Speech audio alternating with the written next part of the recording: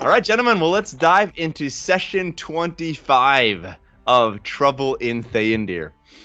In the previous session, we left off just as the members of the group woke up from a much-needed rest at a small place called Shepher's Retreat in the heart of Truhamn. Accompanying them was not only an odd dwarf named Dzien, but also an eerie, unconscious half-tiefling, half-human girl. Unnerved, Bholen disappeared while the rest of the group headed to the restaurant for some breakfast.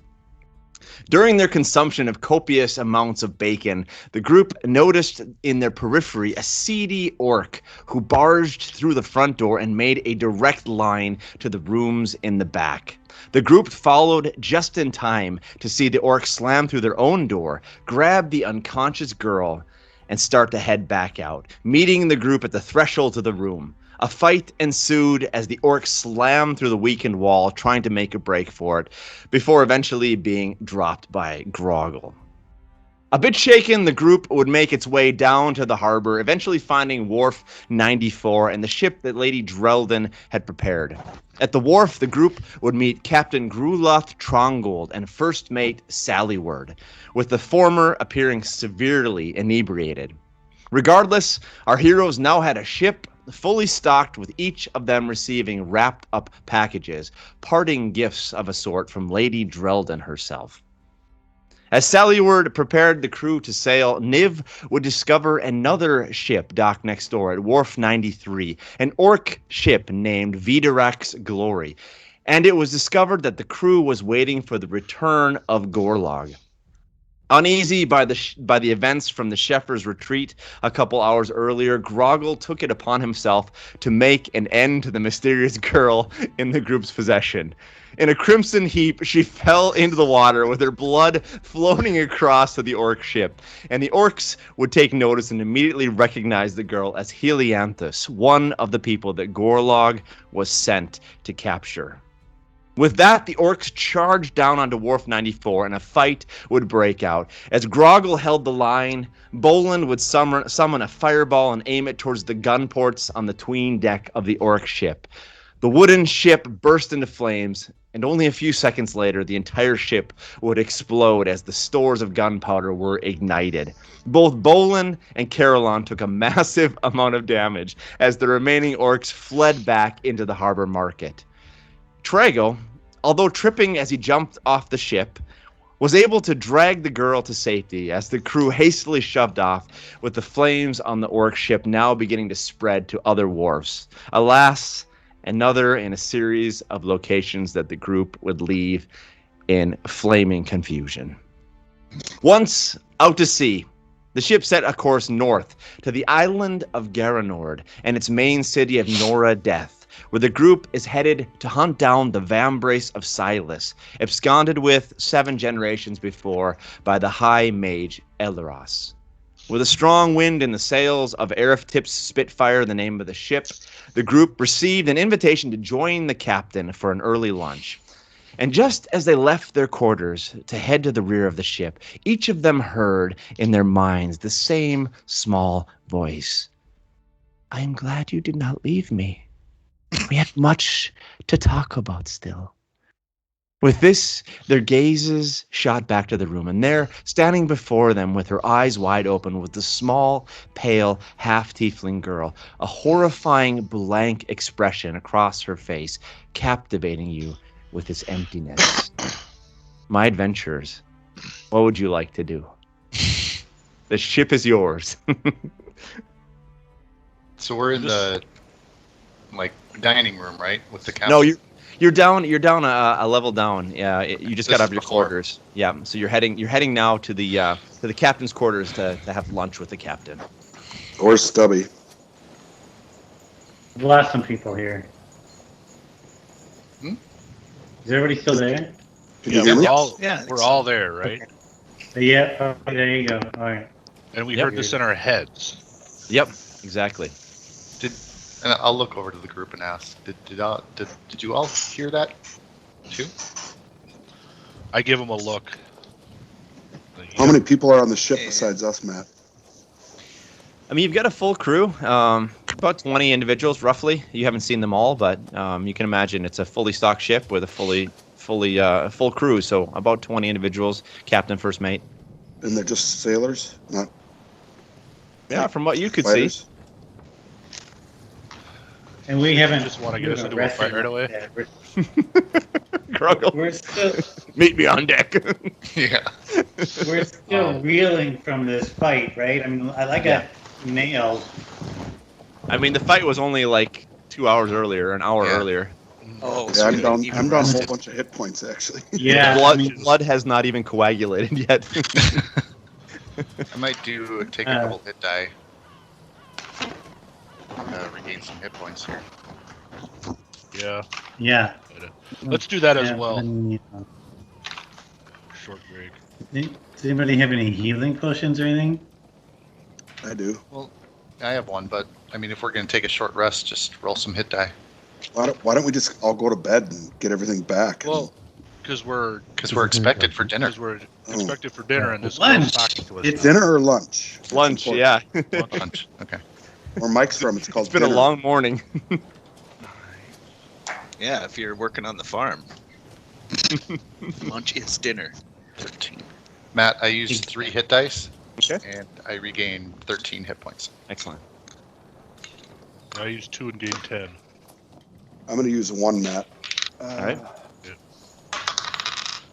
Me Mike. too.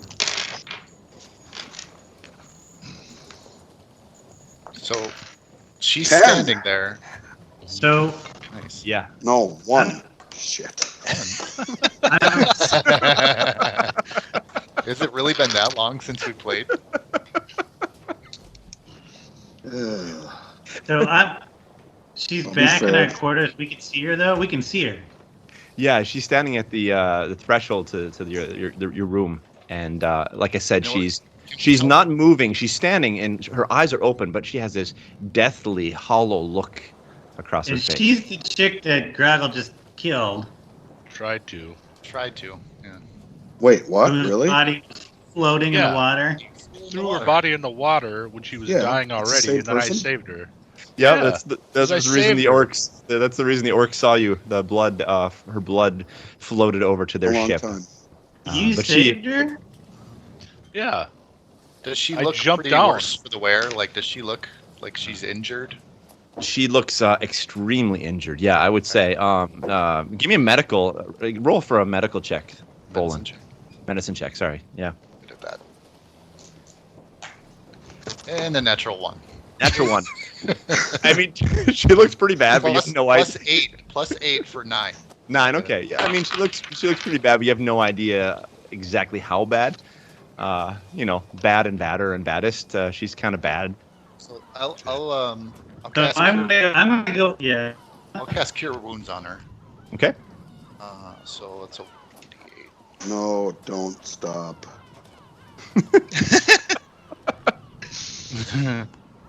3, so 9 points of healing. Okay. Good. Yep. And I'm totally I'm tapped out able of spells. to. Okay, yeah, I mean, as And you I'm cast the able spell, to, you see this sort of shimmer come across her face, and she seems like some of the wounds and the blood on the side of her face where Grogil had smacked her with his Morning Star begin to coagulate and to heal up, and you see that she begins to regain some of her normal haunted zombie look, but she's not bleeding at least anymore. And I'm able to. Being a ranger, I have some natural kind of first aid ability. I mean, I can go up and kind of bind some of her wounds, which is what I'll do. Yeah, give me a medicine roll here, medicine check, to see how well you can. 18. Okay. Wow. Nice. I'll say, Kerrhylon, with your knowledge, that was a good roll. Wow. You're able actually to give her 6 more hit points. So she's doing a lot better now, physically. And Let me know when Alright, it's so my I- turn. I'm gonna ask her how do you feel? Blank expression. She doesn't respond to you, Traego. And is she undead? Can we tell that she's an undead tiefling? Or is she alive? I don't know. Is my medallion glowing? Okay. It was, isn't it? I mean, It was ever so slightly, and it still is ever so slightly, Kerrhylon, your medallion. Matt, I'm going to think. Give me an intelligence check, Jen. School me as to how I do that. Is that a roll a D20? d20 and then add your intelligence modifier to it? Or subtract it if it's a negative? Guys, I hate to do this, but I'm gonna have to reboot. I'm You're not hearing. I'm janky, and Yeah, you're. so I'm choppy. I'm Your sorry to video's do real it choppy. right Yeah. away. Okay. But Do it. Well, let's take a 2-minute break here, and you can just reboot, and then we'll continue here. I don't want you to miss anything. All right, guys, we were right back in here. Now the Tiefling girl is standing in front of you. What do you want to do? I'm going to think to her after I asked her out loud. She didn't do anything. I'm going to think to her, how do you feel? Interesting. Roll me a Constitution save. Oh boy. I told you, fuckers. Constitution save. Save, yeah.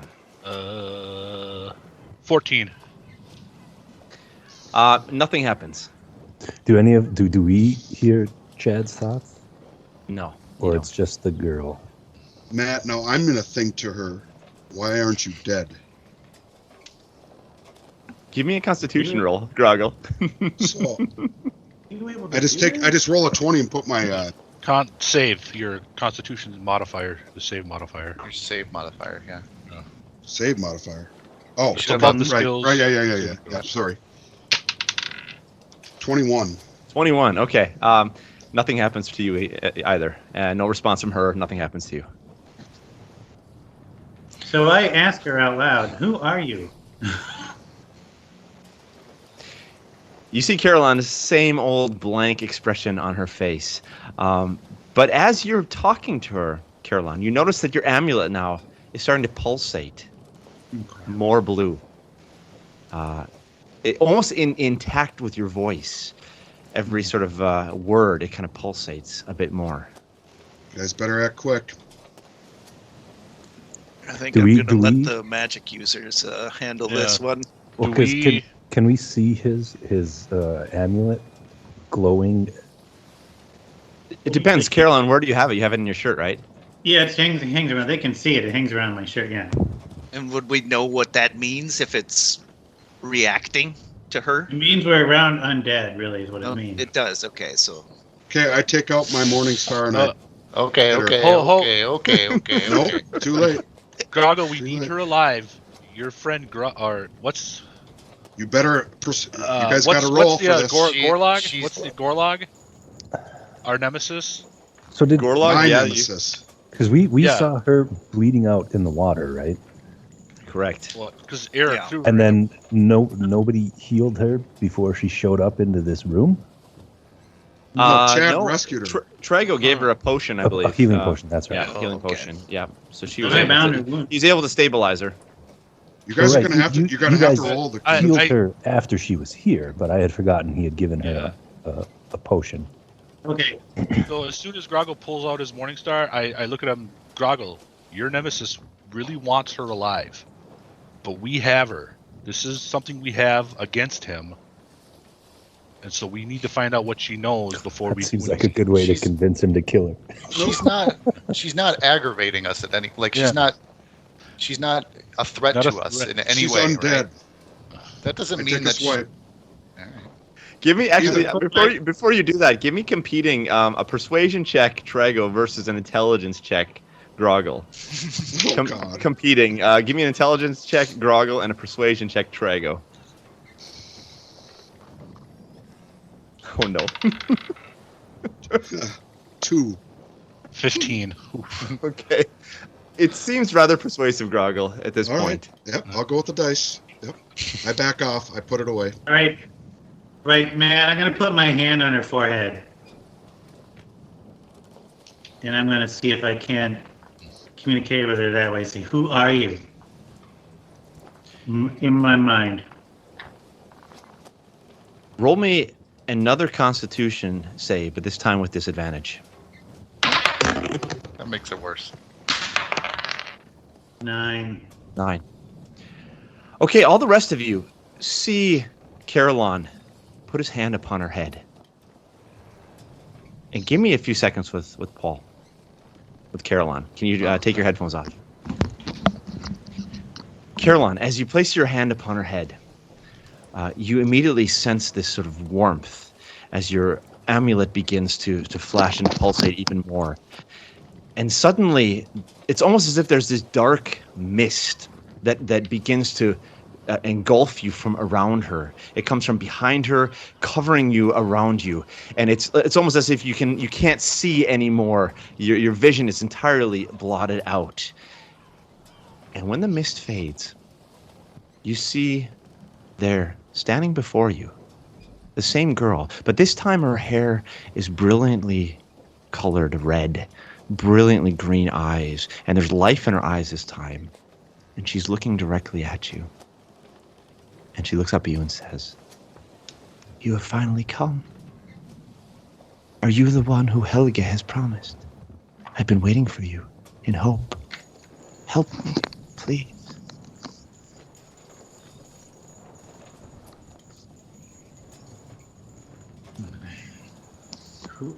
What hope for what? Tell me.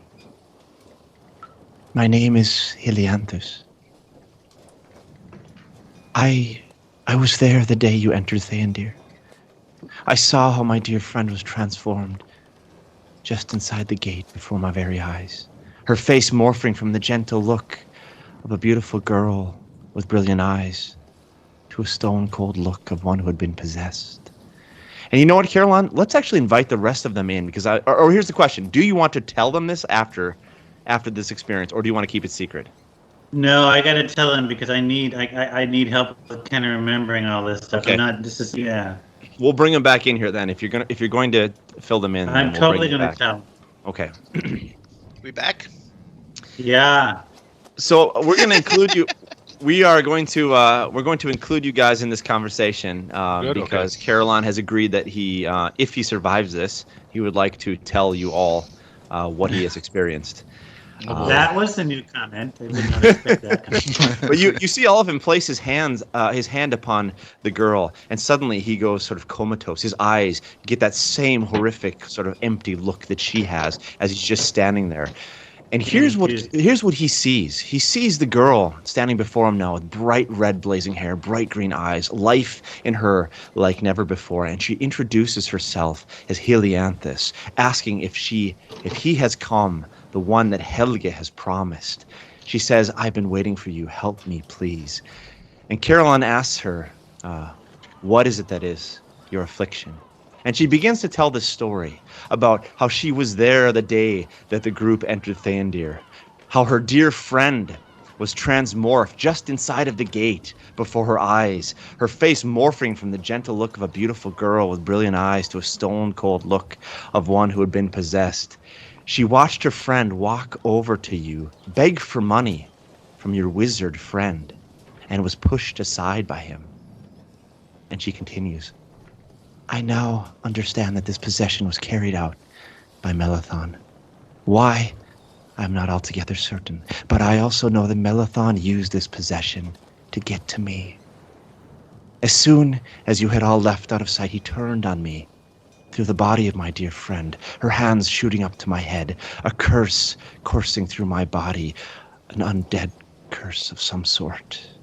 As I collapsed, the world around me narrowing to a point of light the size of a pinprick, his mocking laugh burning in my ears as I heard him pronounce with glee, 'Felwind, my lord, we are one step closer to controlling the three.'" Someone want to write some notes down? Kerrhylon, You think? do you have anything? So that was what we just saw, or what? That's what Paul saw. basically- Or What Kerrhylon Yeah, is experiencing? I'm retelling it to you. So So you're not dead? I don't Not yet. know. Apparently. Wait, yeah, so he's in this coma-like trance, and he's telling us this while he's... No, this is what he will be reporting to you afterwards. When he comes Before up. I went- If he survives. Yeah, just for the sake of not having to repeat everything again for you guys. Okay. So I say to her, what is it that What are the? Does she know what the 3 are? What are the 3? Is there a way for me to save you, to bring you back? Is there a way for us? Is this? Tell me how I help you. In the meeting of 3, light made free, the vambraces of Silas, Eldian, and the orb of Sincaris. When the 3 are united, light shall be made free. My grandfather Helge used to tell me tales of this. He always promised me that he'd watch over me. He'd come to my aid when I needed it. And that we would protect the 3. And now you're here. How do I bring you back? You're undead. How do I bring you back? How do I heal you? I don't know. The curse is too strong to break. There are moments of light, like this one, however. I don't know why this is happening. I believe it has something to do with my grandfather. If he were only here, he would help us. But I don't remember much of him. When I was a child, he used to tuck me into bed at night, calling me the key to the powers. He would sing me a lullaby that I've never heard before, never since. And she begins slowly to hum this tune. It sounds something like this. Whether through ice, whether through fire, whether with friends of peace or enemies of ire, whether to the Isle of the North or the Isle of the South, one word will remain on the cusp of my mouth. I love you, my dear, you key to the powers. Helianthus, the golden path woven in flowers. Wow. And tears begin to well into her eyes. She casts her gaze back up to you, Kerrhylon. You don't know, do you, Dragonborn? No. I have a feeling. I have a feeling that I am the bringer of badness, but I need to know that I can fix this. You don't know your path here. You don't know Lathander's role in it all. No. There's much you still need to learn. Tell me about it. We need to bring you back. We need to bring you back. We need to find your grandfather. That's what we need to do. Lathander is your friend. Trust him.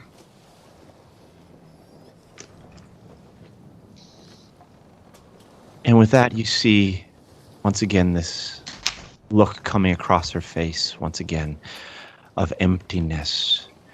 But this time you notice, Kerrhylon, as the look comes across her face, you see coming across her shoulder some markings that you have noticed before, that all of you have noticed before, that begin to shine and emanate through her cloak in the back. Some sort of tattoo, some sort of marking. Give me an intelligence check, Kerrhylon. Me? 5. It doesn't look too familiar to you. And the look comes across her face. And once again, the mist that first engulfed you comes back and engulfs you again, comes across your face. And you now awake, and your hand sort of bounces off of her. And you're back in the room. Only an instant had gone. It's as if you had placed your hand on her head and then took your hand off immediately. And the others are looking at you as if with inquisitive eyes, wondering what had happened. I'm not singing the song. You just hum a few bars. And Kerrhylon, I assume, tells you all what he experienced in his meeting with Helianthus. So guys, and does anything happen to me? Like, I know there was some concern about me surviving. You're okay.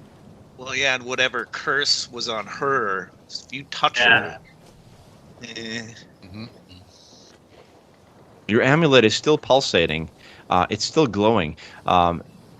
There's a sense in which there may be more undead magic at work here than you can imagine, you can think of, whether with her or other things. It sounds like she might be like a fifth element type of scenario. That's exactly what I was thinking. She's the key, right? Did Bholen, Traego, or Grogil ever tell us about Helga and where he got the ring? Because Helga is the one who gave him the ring, right? Yeah, And I mean, she I've said Helga is her grandfather. Yeah. Yes, that's what Yeah. she So said. Yeah. Okay. do we know who Helga is? I Yeah. don't. He gave me the ring. Right, but you've told us that. Yep. Yeah. before? Yeah. Okay. That was in the first session? Yeah. First That or was second? second when One you of came the to first ones. to Helder Harbor. You received the ring, and since then, Ildrox the Unwavering, when you met with him in the Sincari Academy, had filled you in a bit about Helga, about his path down in dementia, his departure from the Sincari Academy. Who was the? You said there was a beggar that asked for coin, and we pushed him off. It was a little There's girl. a- The little little girl. girl. Yeah. You think you were afraid of she pinching your pocket. Yeah. Came up So to Niv and she actually came up asked to for me. money. Yeah, and I'm going to check my pockets quick. I remember that's what Yeah. you said. I figured she was just some street urchin pickpocket, so I And that was pushed her away. She was possessed by Melathon. Helianthus's. That was Helianthus's companion. Correct. And you remember when you came to Theondir and met with Melathon, that he had in fact morphed into various individuals to follow your path on the way to Theondir Keep, and she was one of them. So he's been possessing different individuals, following you on your journey to Theondir Keep. Melathon's kind of a badass. I'm sensing. Mm-hmm. So We do don't we, We don't know 'Cause who we're- this companion is. What her real name is. We don't know. No, you don't know that. No. He just possessed her or whatever, but then turned this Helianthus into the undead. And apparently Helianthus is the key to the three. Like you get the 3 grand braces, it would seem that she somehow has to activate them or bring them together. so is she still unreactive to Yeah. us as we're having this conversation? Entirely unreactive. She has not changed as far as you guys have noticed. And no wonder, they want her. I mean, they want her to. Yeah. But So I don't understand that. Why wouldn't Melathon just kill her if she was a risk to? Well, do The we whole have to? Does she have to use the 3 pieces, or like, do we have to bring those back to Helgia? Well, he needs the 3 van braces. That's why it's kind of a race for us too, is to get the 3 of them before he does. Because then doesn't he bring back the Queen of Death or whatever, or something like that? Felwind and Melathon, as Ildrox mentioned, are pursuing the Vambraces. They want them, and they want the Orbis and Charis. And Ildrox himself would be happy to receive the Vambraces and keep the Orbis and Charis. So there is a race at this moment for the Vambraces. But the Orbis and Charis is still under the protection and power of the Sincari. That's what I'm wondering. As far as we're Is it actually 4? The 3 pieces and And the girl. Right. He is the 5th element. She's The fourth the element. 4th element. Does anybody? So I'll fifth ask element these of guys. friendship. You we guys, don't know. any of you recognize the words that have kind of appeared on her body, the runes or what have you? Do they physically appear on her body or just in your vision? Yeah, they're still on her back. Yeah, they're not glowing for you guys as they were for Kerrhylon, but you can still see the markings coming up her cloak that stretch across her back. So if I kind of Yeah, expose them, I'll take a look at them. Yeah, I'll look at Yeah. it too. Yeah, me too. Yeah. As you come around her and you look, you can see glowing through her robe, and you can even, I mean, if you want to, like lift her robe off, disrobe her from the back, and look at her skin. And in fact, you see an intricate design that looks something like a sunflower seed, the face of a sunflower seed. And it's a very beautiful geometric shape. On when I get a chance, I'll send you guys all a picture of it eventually. But it's there. You can see all the different sunflower petals in these in this fantastical like geometric shape. It's not actual a flower, but it's a geometrical representation of the flower in a circular shape with all these sort of spirals moving in like a sunflower face would look. Like, is it an obvious tattoo, or is it scars, or is it birthmarks? Give me actually a medicine check. 5. It could be birthmarks. Kerrhylon, go ahead. I got a 22. 22. It looks to be in fact birthmarks, not tattoos.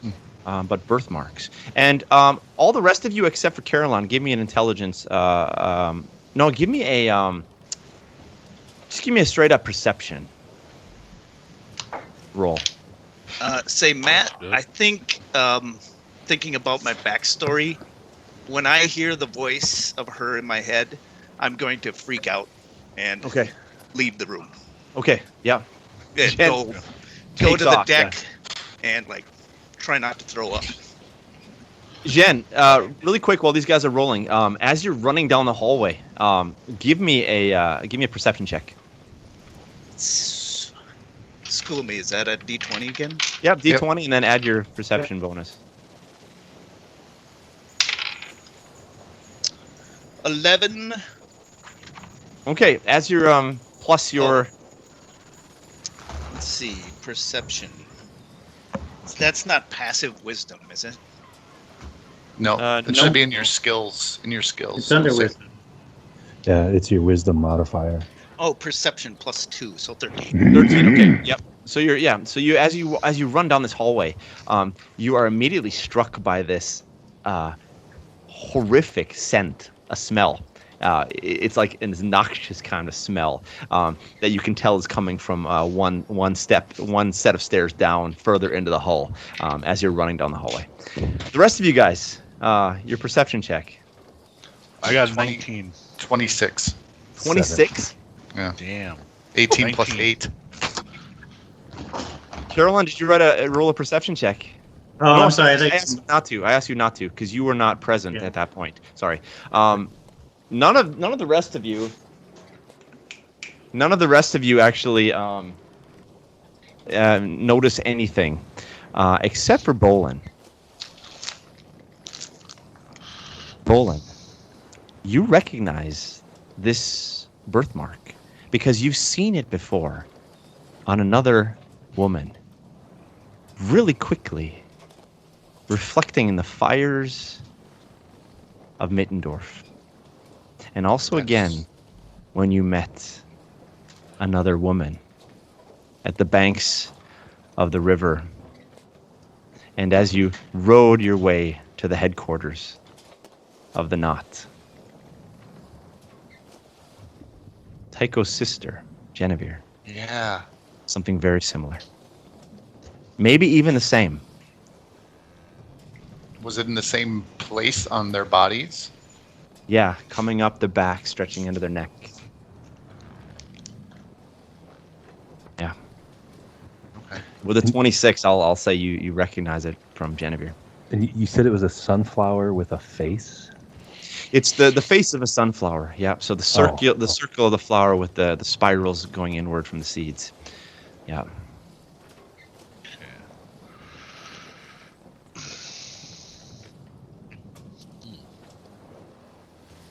I don't know. All right, so And is it recognizable as any kind of God's symbol, religious symbol? Give me an Arcana check. Folklore or anything? Give me an Arcana check. 7. Nothing that rings any bells for you, Niv. So it's just a pretty flower. Yeah, it's a very intricate geometric shape, which is strange as a birthmark. birthmark. Yeah. So maybe Genevieve was her companion. Or related. Sister. And these cousin. van races, these there's 3 van braces. Didn't we say there's 3 women? I mean, There's now? 2 Who do van we know? braces and the orb of Sincaris is the 3rd item. Okay. I thought there were 3 van braces. No, you have the van brace of Silas, the van brace of Eldian, of the 2 brothers. Oh, right. Okay, so maybe it's 2 of them. These are the sisters. Well, I'm glad I saved this girl, so now we have a little more information. But Give a game to Genevieve or play. whatever was a. How do we get Grogil to stay away from this woman or to protect her now? Well, I think it's safe to say that wherever she is, danger is going to come to her. Yeah. All the bad guys that are aiming for her. So if we keep her alive, of course, we're gonna get into some pretty crazy ass fights, right, Grogil? I'll guard her. Okay. No killing. Do we dare say That was Love the the most girl. brilliant You move, can kill Traego. anyone. That was really Love smart. that a lot. Lots of fights coming our way soon. So As long as she's alive. That's let's. inspiration, Yeah. Traego, for that. Inspiration Oh. point. If you don't have inspiration, you get inspiration for that. That was brilliant. So let's put her back into the room while we go have our meal, and then afterwards we can maybe discuss of what we need to be doing to prepare for our next leg of the adventure. Should we? I mean, we're underway, right? We're moving, right? Yeah, you're on your way to Gaeranord. Yeah, the ship is sailing. I'm just wondering if it's a good idea for us to one of us go in shifts to keep an eye on her because, who knows? I'll go first.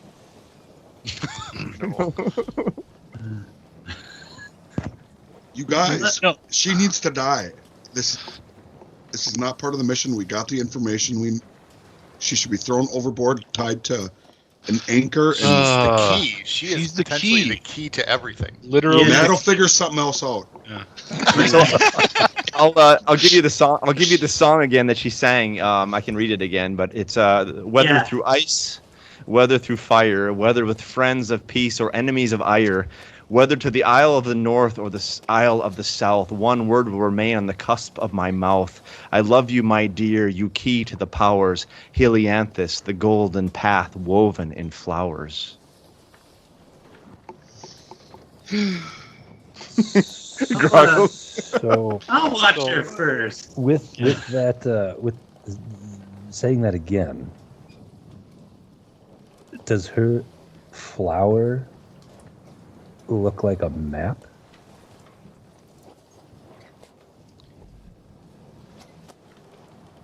Interesting. It could if you were going to a city that is circular, perhaps.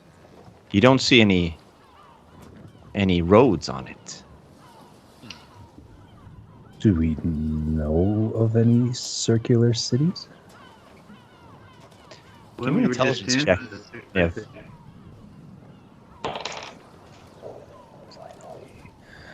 Uh, 22. 22. The main city to which you are headed. You recall reading something about it in one of your books. Was constructed in a circular pattern, in fact. The entire city is built out of the rock in a circular shape. And you also know that the island in the south, So she's the man. the main city there, the capital city, is also constructed in a circular form. As if both of the mages, when they absconded with the Vambraces, had the similar thought in their minds. Can you remind us where we are going? So you are going to the Island of Gaeranord. And the city it's called Norradeth. And you remember in your studies, Niv, reading about this northern icy city and how it was oddly built in this circular fashion. And its sister city, or twin city, you could say, is in the south on the island of Akku, with the city of Krexelcraig, and also built in a circular fashion, formed by these mages 7 generations ago. You, of course, have never seen them, but you read about them. And 7 generations ago would be the original Silas Right. and his brother. Exactly. And Silas and Eldian in the Civil War, Eldian. the 2 mages absconded with the Vambraces and took And off. But- Genevieve, she was on the side of Silas, correct?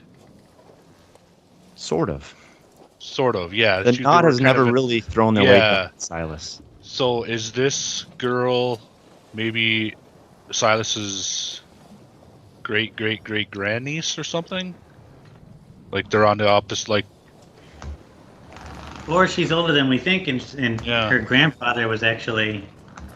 Just some Yeah. guy, Niv, some caretaker. Niv, you gain inspiration. Gain an inspiration point. Nice, dude. Impressive gameplay. All right. So Kerrhylon, I believe you offered to sit with her for a while we Yep. go and eat and get some ale, hopefully, maybe. Yeah. Take Not grab boat some ale. chat, it's rum now. Yeah. Ooh, yeah, we're on a Oh, boat. yeah, Rum right. now. What? What if we're gonna make our way up there? I'm still pretty concerned that somebody is following us. So I don't know if Jen is up there, but when we go up to the top deck, I'm going to do an extensive search of the ship. Okay. To make sure that the one person I'm afraid is following us is not on board, and also once I'm done, going up to the crow's nest and just looking at the horizon, make sure nobody's following us. What kind of search are you doing? Are you doing a magical search or a physical search or? Well, I don't have any spells to do any sort of magical search left. So. Okay, a physical search, yeah. Yeah.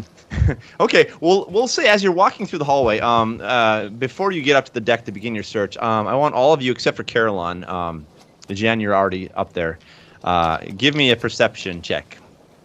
And what time of day is it? It's got to be About 11 pretty a.m. early morning, right? It's lunchtime. Yeah. Okay.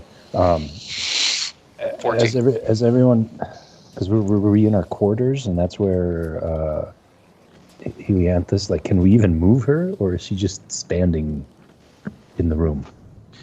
She's standing at the threshold. You can shut the door and without touching her. Yeah, I would think if Yeah, we what touched her. So- Well, I can mage hand and see if I can slightly push her and say, can you go back in the room? And like, Yeah, I mean, push her. Mage hand Not would be that able to strong. to move her a little bit. Do you want to try that? Yeah. Okay. Hold on. Gently. No. Oh, I mean, I was able to. I mean, if she has clothes on, right? Yep. If I'm able to kind of grab her by the clothes and pick her up and move her somewhere, I think I should be okay.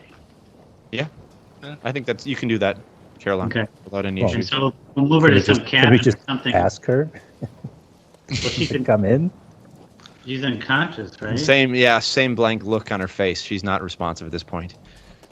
all right.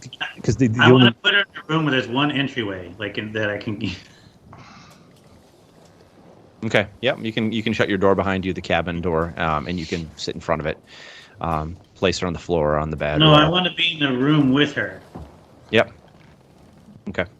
So Kerrhylon sits down on the floor and blocking the entrance, staring at her as she sort of collapses into something of a heap now, unmoving, still unconscious in the state of coma. What did all of you roll for your perception checks? I got a 15. 14. 14, 15. natural one, Natural 1. so a 3. Grogil, what'd you get for your perception?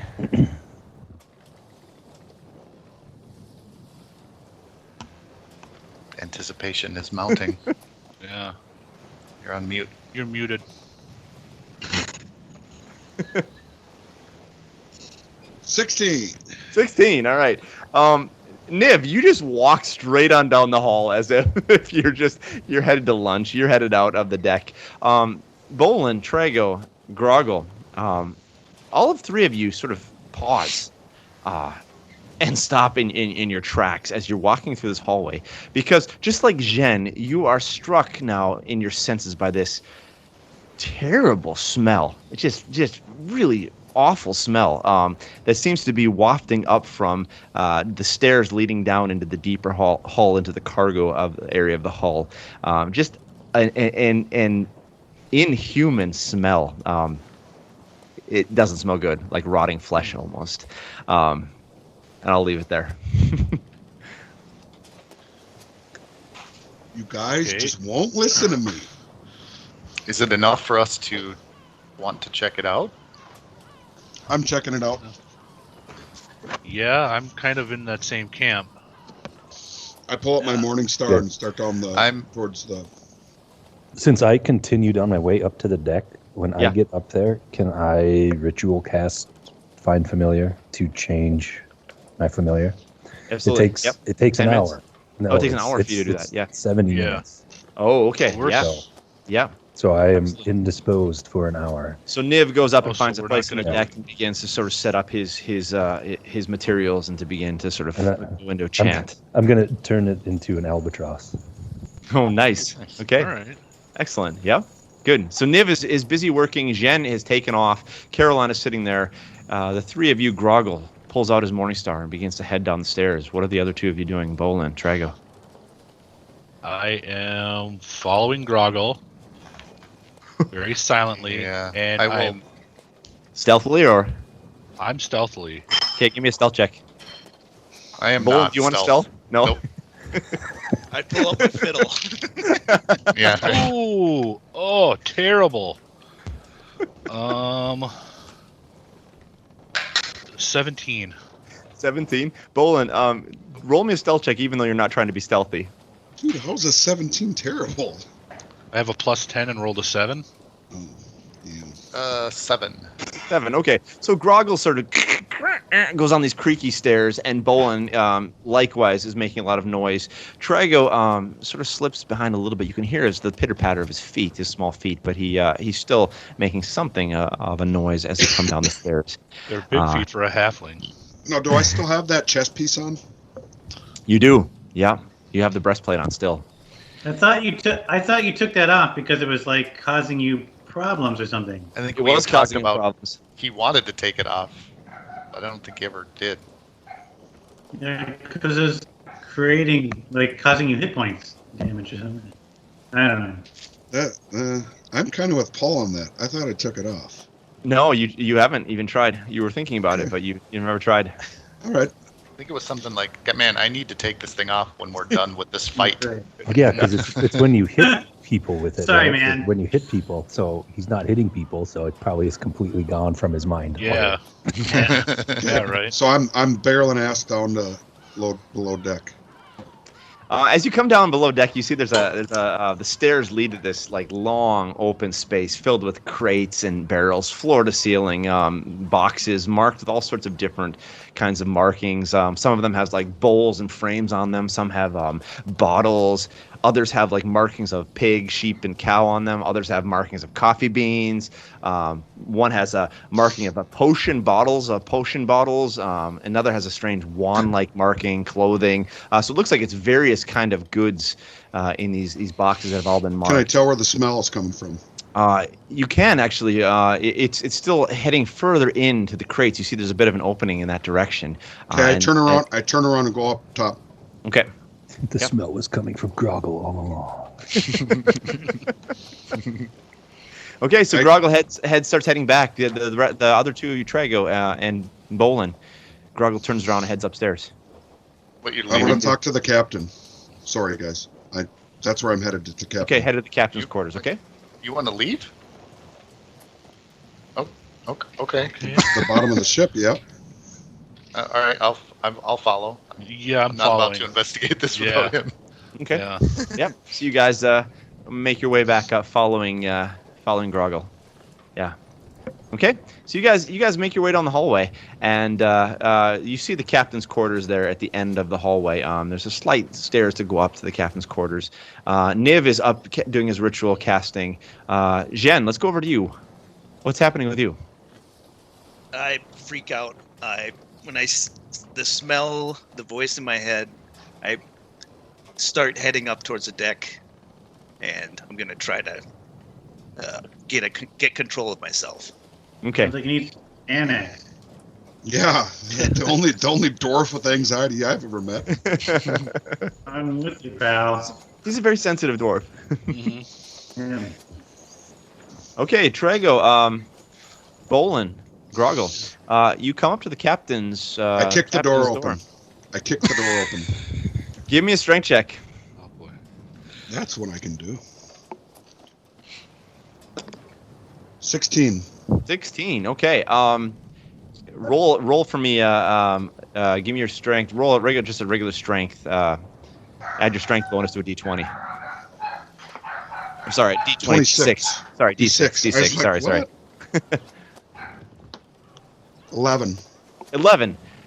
So you kick the door, and the door like splinters and shatters as it swings open.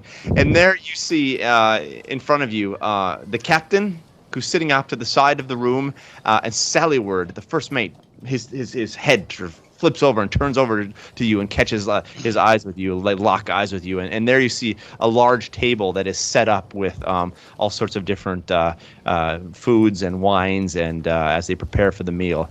And the captain looks at you and says, "What's going on here?" I take my 2 daggers out, and I go up to him, and I put them at his neck, and I say, What do you have for cargo? Don't lie to me.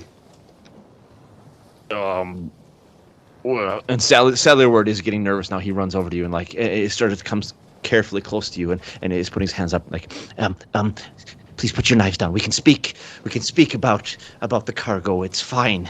I asked Sallyward if he knows how to pilot the ship. Of course I do. I'm the first mate. I'm trained in it. I push my daggers into the captain's neck. All right, give me an attack to see if it actually penetrates. 8. An 8? No, sorry, a 9. So as you go to like put the knives through, the captain, in his apparently inebriated state, sort of jolts backwards, trips on his feet, falls flat to the ground, and your knives, as you try to charge them into his neck, miss completely, and he falls flat on his back. Sallyward at this point is extremely nervous, shouting at you, "Stop! What are you doing?" I quickly grab a mug of ale and put it in front of Grogil's face. What's in the cargo hold? We have clothes, food, artwork. What more do you think? What we can smells all like smell that? it. We can all smell it. What's down there?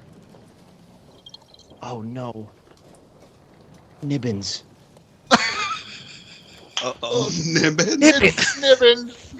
That hell is a little nibbin? bastard got into the Fermi fish. God, I hate that kid. And he's like, he looks back to you. Said, "You said you smell death, rotting bodies." Yeah, it's pretty bad, man. Nibbins! And you see him getting extremely angry. The captain gets to his feet. Was Nibbins into the Fermi fish again? Really? Dude, you elaborately play that for some ship hand to go into the rotten fish? I put away my daggers. Yep. And I grab something to drink and I put it in front of Grogil. See, Grogil, when you talk, Yeah. When we use our just words, just dude. some stupid kid. Did he just say that to me? Oh yeah.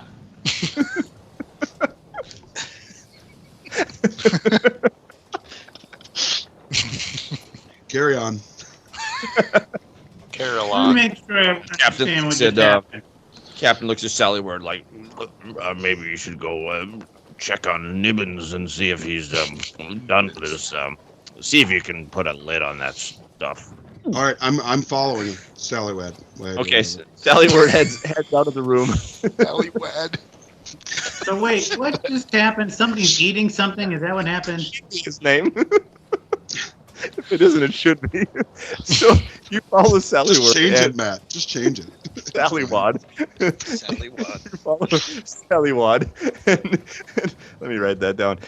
You guys head back down the hallway and down the stairs, and the stench is getting worse and worse, Grogil, as you follow him.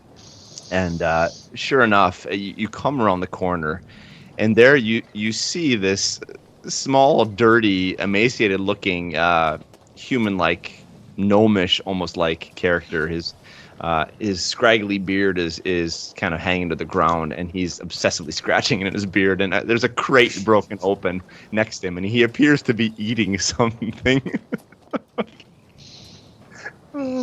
And Fucking Nibbins. Sally Wad screams out, "Nibbins!"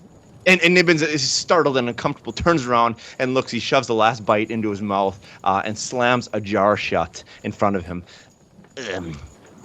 I wasn't going to eat it all. I swear. I was just trying to taste. And next to him, you see 3 other unopened jars that he hadn't quite gotten to yet at this point. I grab one of the jars.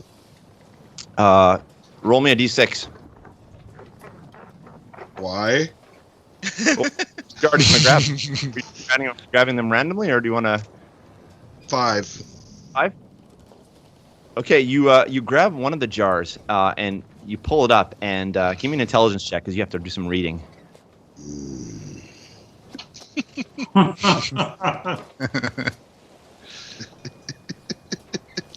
2.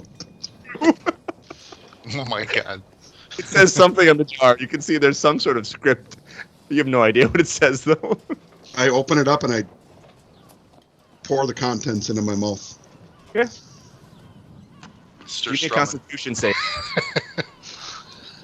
Why? Yeah.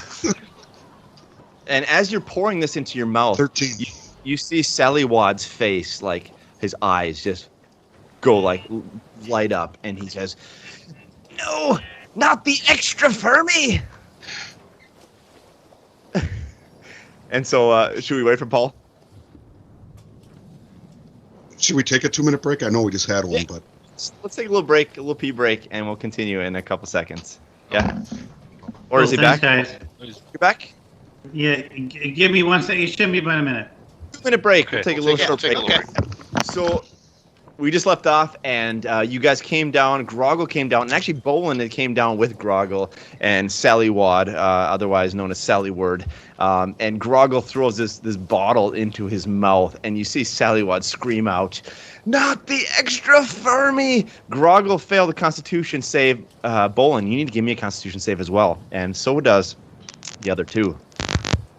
Sally Word fails. Tim, just leave it plugged in. It's more annoying when you're unplugging it, because it goes. I don't hear anything. You're fine.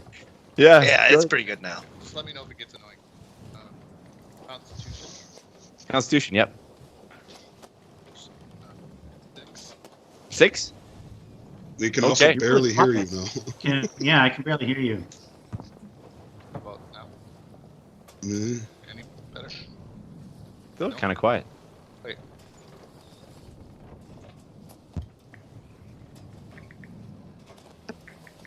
How about now?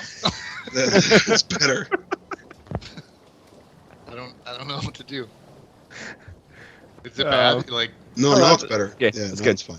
All right. So with those Roll a rolls 6. and the 2 rolls that I rolled here as well, as soon as Grogil opens the bottle and throws it into his mouth, all 4 of you begin to uncontrollably retch. You throw yourself to the ground, just and got rid of my you just start vomiting like crazy. It's you get- epicac.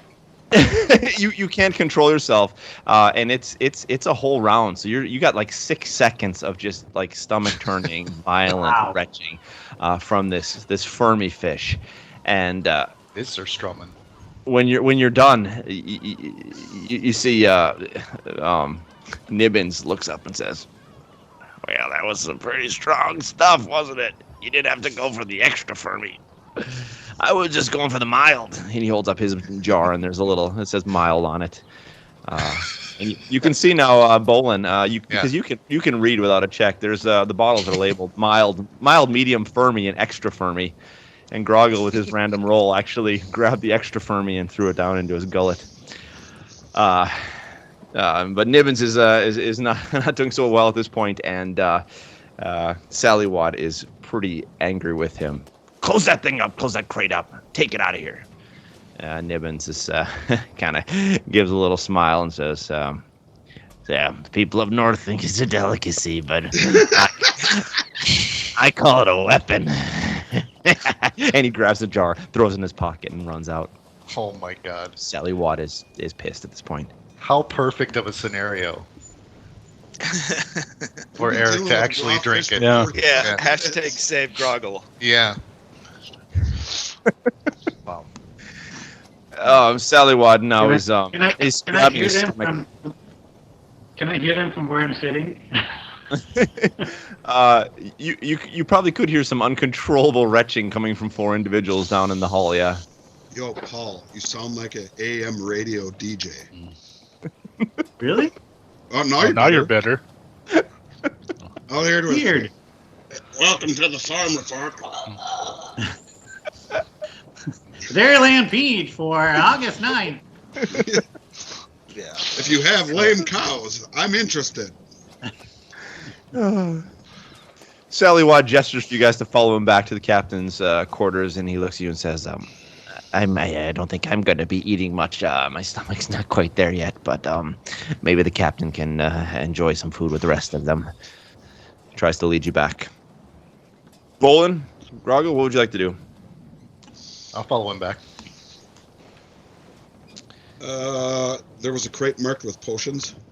Yeah, you can read symbol. Do I know what that means? You can read pictures. You can read pictures. That's good. I find the crate with the potions and I try to open it. Give me an intelligence check, and I'll set this to a DC of 5. 9. Okay. What is this? You can tell which picture is the potion picture. So yeah, Sally Watt takes off with Bholen. You're left there by yourself, and there's a whole crate with this potion picture on it. I open it up. Okay. As you open the crate up, it's one large crate. You rip the top off and you look down inside of it. You see, you have a hard time counting as well, but it looks like there's something like 50, 60, 70 potions that are set in individual holders, kind of like wine balls you'd have in a box, separated out. How big are they? They're not very big. They're about this big a piece. So I'm gonna take 6 potions and shove them in my bag. Okay, well there's Randoms. a few different colors here. There's a jet black color, there's a shimmering orange kind of color, there's a shimmering grayish color with a label on it that has something written on it. Give me another intelligence check. 13. Is this going to be a theme? Just random potions for the group? You can't read it all, but the first thing you can read in the biggest letters, it says warning. Okay, I want to take 6 of those. 6 of those, okay. All right. And the fourth one is this sort of deep purple color. But you'll take the shimmering grayish one with the label, the warning label. 6 of those, okay? Right in your inventory, 6 potions. I wrote 6 warning potions. Okay, good. There's 4 left there. There were 10 total there. You can count with your fingers. There's a 10 total. You took 6. It's just going to be for me. Or So I want to put fingers. the crate back like I didn't. Try as best I can to make it look like I wasn't in there. Okay, great. Yep. That's Awesome. it. Now someone else can have some fun. Yep. All right. Are you heading back with Bholen as well? Yeah, trailing them? I'll go up top and I want to find Stubby because Okay. we haven't seen Stubby in a while. Yeah, Dzien, where are you? What are you doing? Hyperventilating at the gunnel. I probably threw up too over the side of the deck, but I'm composing myself, and we're at launch, right? So I'll make my way to the captain's quarters where we're eating. All right, you make your way down. Kerrhylon, anything you want to do while you're sitting there? You just still watching, holding your position? I'm one thing I'd like to be doing is just kind of meditating on, things that I've seen in the last whatever amount of time, it's these revelations, to see if I can remember or make any connections or that kind of thing. Your mind is brought back to the horrifying dream that you had, and the role that Lathander played in sort of renewing the amulet that was given to you, but the horrifying vision of you coming in and actually being possessed and destroying essentially your tribe. But you remember the feeling sticks with you, the horror of what you did, but also the sense of hope that Lathander has in some sense, giving you a second chance.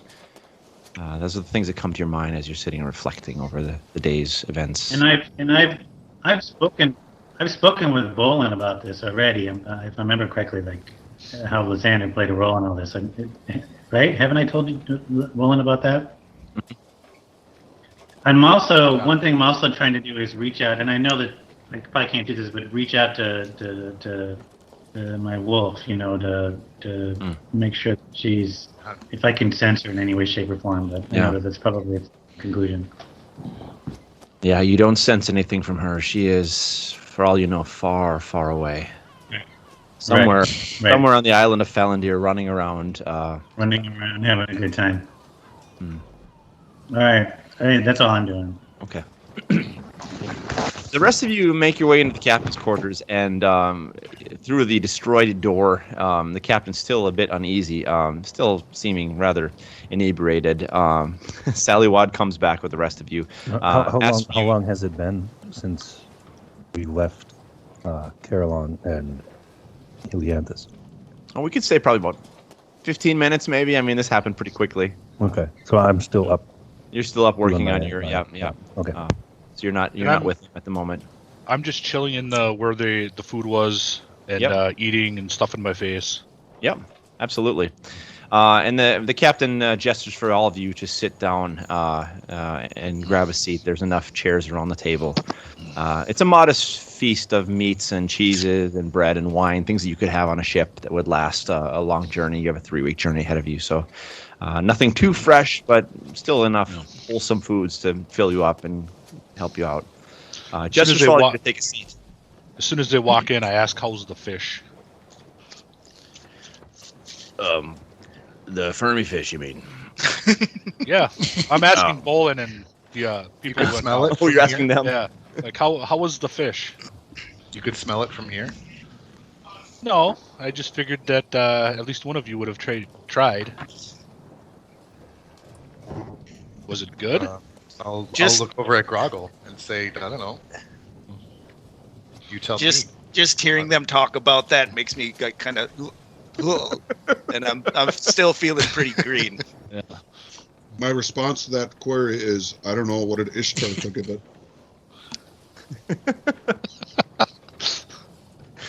All right. Well, I continue eating and drinking. Captain takes a seat and he looks over to you and says, did you bring anything to contribute to the feast? It's customary on ships sailing from Truhamn that passengers share a dish or a drink on the first day of sailing. Of course, you may not have known about this custom, so it's understandable if you don't have anything. But hold on. I tell him I'll be right back. I grab one of the cups. Yep. And I just step outside the door and I pour one of the potions in it. Okay. And then I give it to him. You come back in and give him this cup, and he holds it up and looks in and smells it and says, "Looks like some kind of port or something. Is that right?" Yep.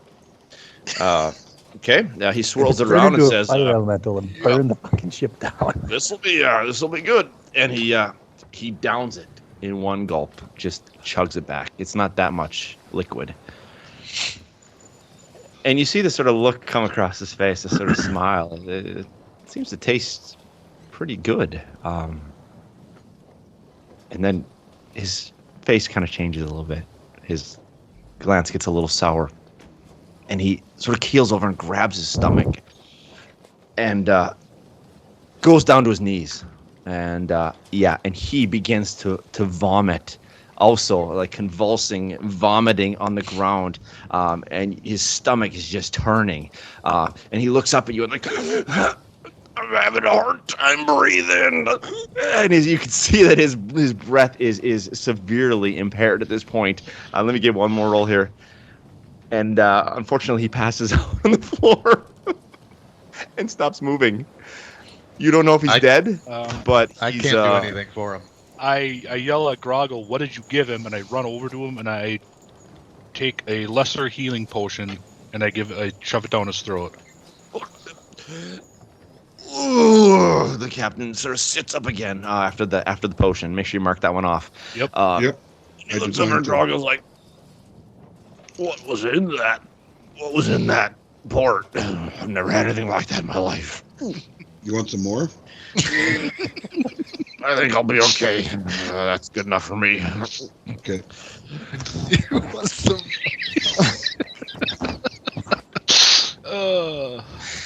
What'd you do with the bottle, by the way? That has the label on it.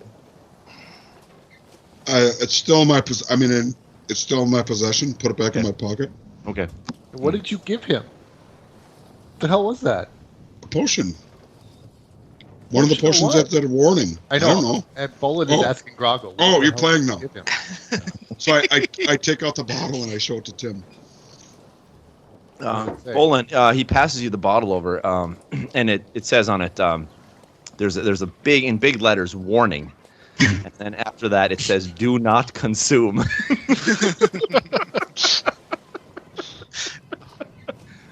And then there's some rather strange symbols, and then underneath it says dimension hole, or it says potion of dimension hole.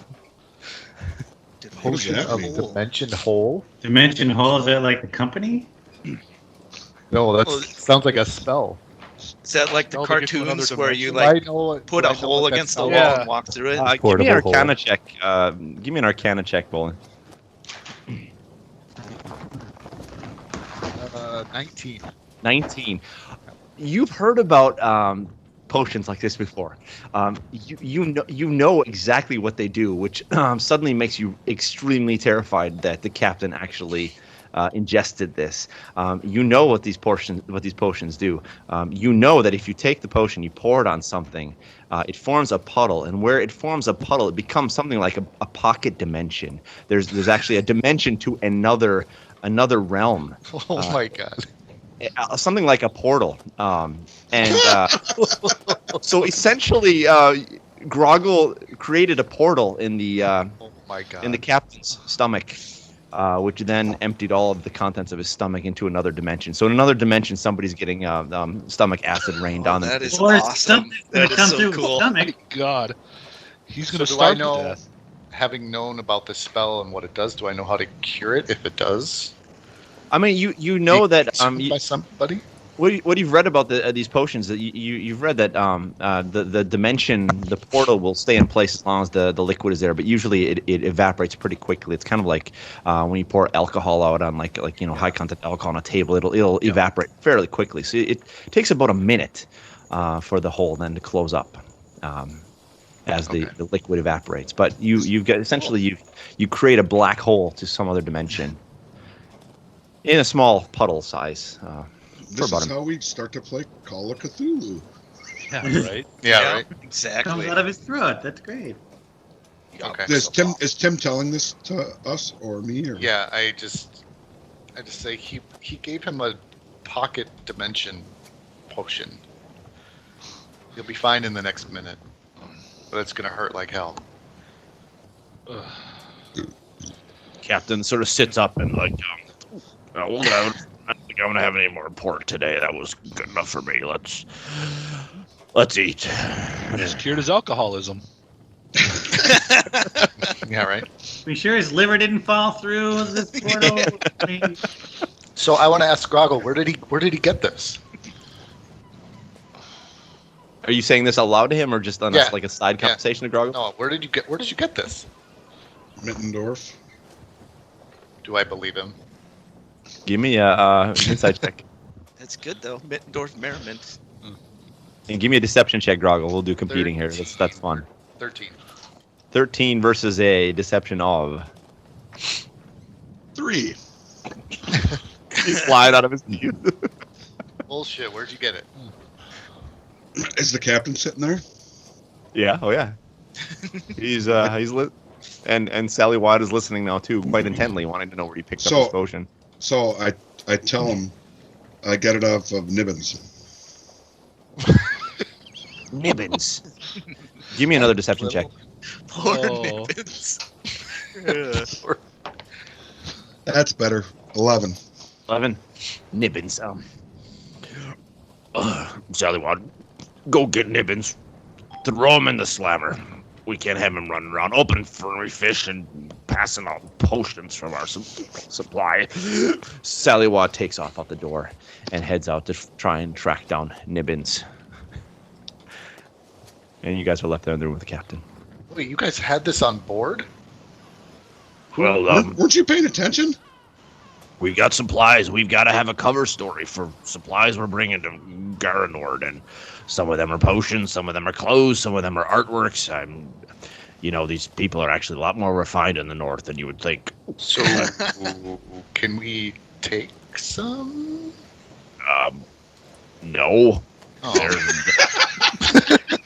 Potions for the people in the north. You said we just have to put up a facade. So nobody really needs them. It's just a cover story. What's your name there? You're the Bally one? Bally one? Balden. Bholen. I'll tell you what, Bholen. If we make these 3 weeks, and we get there without any problems, you're gonna have a portion or two when we get to Gaeranord. Okay. All right. That's a deal. I'll hold you to it. 3 weeks. Wow. Maybe. But please let me, if I may, ask a couple questions for all of you. I'm rather curious about all of you. The lady seemed pretty keen on helping you all, and that's rather spectacular because she doesn't really help anybody. So tell me, what kind of what errand are you boys on, and what's your business? What brings you all to Gaeranord way up north? Yeah, I think the less you know, the better, probably. Well, can I trust you? I mean, trust is something you got to earn on these waters, and especially these waters. There's a lot of bad stuff out here. I think you can trust. You're on mute, Eric. I look at the captain and I say, "What do you think? You think you can trust me?" Do I have a choice? Nope. Do I dare not trust you? I want potions now. Have your men bring the crate up to your office. Now. Wait. You're not here for potions. There's got to be something valuable that you're seeking, huh? I mean, why would you go to Gaeranord? There's got to be something valuable. It's not potions you're here for. What are you boys doing? What else you got down there? Lots of supplies, clothes, artworks. Do I believe him? Give a insight check.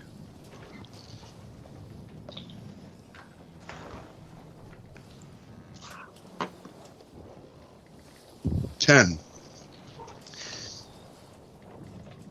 He failed there. I'll say this. He gave you a rather abbreviated list. Seems like he's telling you the truth about the clothes and everything else. I mean, it doesn't seem like he's lying to you. It's just he's not telling you the whole truth. I already tried killing him once and it failed. All right, I'm going to sit down and start eating. Okay. And drinking. Well, I think that's good. We have some and then you see him, like, his eyes kind of roll back in his head a little bit, and No. one. Yes. He looks back at all of you guys, and he stops for a second and says, who are you guys? How'd you get in here? I'm gonna get up and just walk out. Anybody got a good story? I'm like, no, I'm. So Grogil, not today. he had a memory lapse for everything that happened in the past 4 minutes. So as far as you're concerned, he doesn't remember you giving him the potion. We got 3 weeks on this boat? No, honest question, right? Yes. Yeah. Okay. So for now, I'm just going to chill out and All right. Tell him that you invited us for lunch. You're drunk. All right. So you guys eat, and you tell him a little bit more of your stories, and he kind of gets caught up, and he kind of vaguely remembers Lady Drelden telling him about some guys, and he makes the connection again. He doesn't remember what happened the last 4 minutes, but he remembers at least that, that you guys had some sort of errand together. Finish eating, and he dismisses you and lets you return to your room. Or Say, to I your do duties. have, if I can, one question for the captain. Yeah. If the ship has ever made port in Holstenwall. Are you familiar with that city? Familiar with it, but yeah, a while back I think we were there, maybe 10, 12 years ago, just briefly. Can I double check your books? Will you let me look at your books just in case? I would appreciate it greatly. Yeah, you can follow me over here. He leads you over to the captain's desk, pulls out the logs, and opens them up. And as he's opening them up, interesting, you see that in the ship's logbooks, when he starts to open them up, there's you see that the ship is there's a list of the goods that they're bringing with them in the logs. For this cover story that they're running here on this ship, and you can see a list of things that you just briefly scan: some art pieces, sculptures, paintings, easels, fine crystals and glasswares from none other than the underground, of course, J.P. Frenzine's place. You got supplies like easels, specialty coffee, specialty alcohols, foods, other mysterious items that you can't quite understand what they are. And he flips through the pages, and sure enough, you see, yeah, exactly like he said. 10 years ago, surprisingly, given his bad memory, they did have a stop in that port. Okay. Fairly refined cargo, but I'm satisfied with that. I think it's been long enough. I don't have to worry. Okay. Yeah. And he slams the book shut, puts it back in the desk, closes it up. Excellent. So he dismisses you guys out to the deck. Not really giving you any tasks. You're more just you're just along for the ride here. But the rest of the crew is busy working away. And you see, in fact, Nibbins now is he's out scrubbing the decks. They didn't put him in the slammer, but he is out scrubbing down the decks with a brush, cleaning up the wood. And you see Sally Wadd standing over him, looking very sternly at him, not at all happy with his behavior on the ship. What would you guys like to do? Rest. Okay.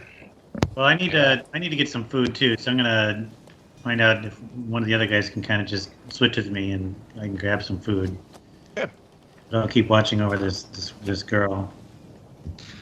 Yeah, so it's in the afternoon now, about 1 o'clock, and Kerrhylon gets some food. The rest of you guys are resting. One of you, please roll me a d10. Who would like to roll d10? I'll roll a d10. Okay. D10. I got a 7. A 7, okay. As you guys are resting, you feel that the temperature begins to change. It's getting colder now as you're moving further north. You really are getting out of the warm areas of this continent, and suddenly it begins to snow. Snow begins to fall on the deck. It is getting that cold. Someone else roll me roll a d20. Oh, yeah. I've only been on the ship for like an hour at this point, 2 hours. I got it. Yeah. I got a 6. 6. Okay. The wind starts to pick up a little bit, but not too much. And Bholen, I mean, you're rightly so. You sense that there's something strange going on here. That it's colder than you would think it should be after the short trip that you've had. There's something strange in the air. There's something strange in the waters. It's snowing now. Something strange in the neighborhood. Mm-hmm. Yeah, who are you gonna call? And Jen, go ahead and roll me a d20.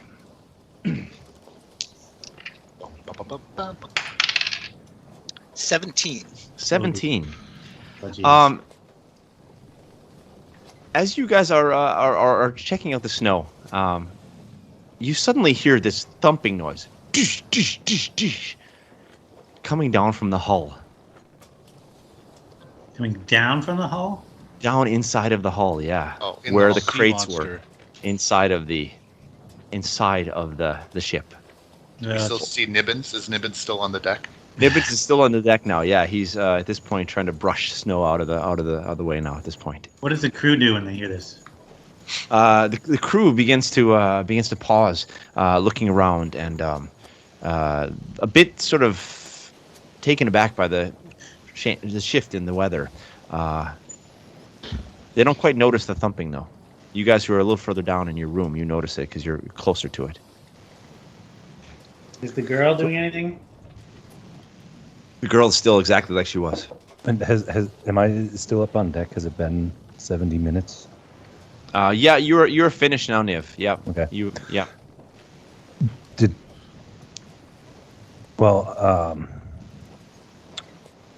Is it like a storm that's snowing from, or is it just kind of cloudy and snowing?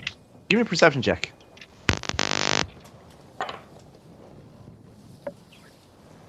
$17. I mean, definitely the clouds have changed. Suddenly, very quickly, the clouds came up, and they are now snowing out of the clouds. So there seems like there's some sort of weather front that has rolled in. But it seems to be a weather phenomenon. Okay. Does the weather make sense to me? Like, is it confusing me also, or would I not know? It's confusing you as well, yeah, that it happened so quickly. So, yeah, that it shifted so quickly like this. Okay. So can I look through my familiar, because with an albatross, they can glide, for long periods of time. So can I just see through him, like what's around us? Sure. So he's going to take off of the ship and fly above and look around. Yeah. As he takes off and flies above the ship, you get literally a bird's eye view above the ship, and you look down and you see that the ship is now heading into what looks to be an ice field. There seems to be small ice flows that are now beginning to rub up against the ship and hit the ship, and that's what the thumping noise apparently comes from. Is ice hitting against the hull, as you're heading into sort of icy waters. But it's smaller chunks of ice at this point. Seems like we're too far south for that to happen just yet. Can I go talk to Sally? Because is that a he or a she? Sally Watt is a he. Okay. Can I go talk to him? He's still up on deck, right? He's still up on deck. Yeah. Can I just go ask him? Is the ship an icebreaker? Is it made to hit chunks of ice? It's not. So we need to keep our eyes open. If we see some big ice chunks ahead of us, we need to move. Okay. Do they have a lookout? He points up to the crow's nest. There's a guy up there looking for the crow's nest, but he doesn't have a great view for looking down right next to the ship. Well, are you volunteering? No. I make my way over there and ask Sally, is this common this early in a voyage going north? I've never seen anything like this. This is strange waters. I've never seen anything like this before. But I told you, things can happen in these waters. Changes happen quickly. Can we tell from which direction it came? Like north, south, east, west? I mean, it definitely came from the north. Yeah, it's moving northward, heading towards the ship now. So you're heading essentially into greater clouds and more of a cold storm front. It's sort of beginning to engulf the ship even more. The thudding, dish, dish, as the ice hits on the ship gets stronger and stronger. I think the ice chunks are getting a bit larger. Can your albatross kind of fly forward to see how bad it gets? I mean, are we talking like gale force winds here, or are we? Yeah. Sorry.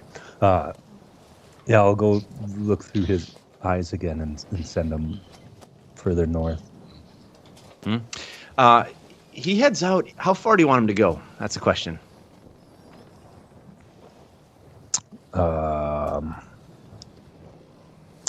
don't know, couple hundred feet, maybe. I don't know how Okay. fast are we going. I mean, I would go a mile too. Oh, we're clipping along at a pretty decent speed here. yeah. What is it? 1,000 feet, 2,000 Okay. feet. You know, half Yeah, a mile out. The bird heads out, and you can see that there's as the albatross climbs and gets higher and higher and higher, it comes into the sort of center of this like storm, almost like the eye of it, and you see that it's like this strange circular storm. It's not that large; it's only a few miles across, but it has these sort of spiral arms spinning out from it, and this thing is rotating around you in this strange spiral fashion, sort of heading right towards the ship, and ice chunks are continuing to hit the ship.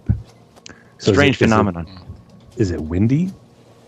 The wind is beginning to pick up. Like hurricane force winds, or just like not a that strong yet. snowstorm?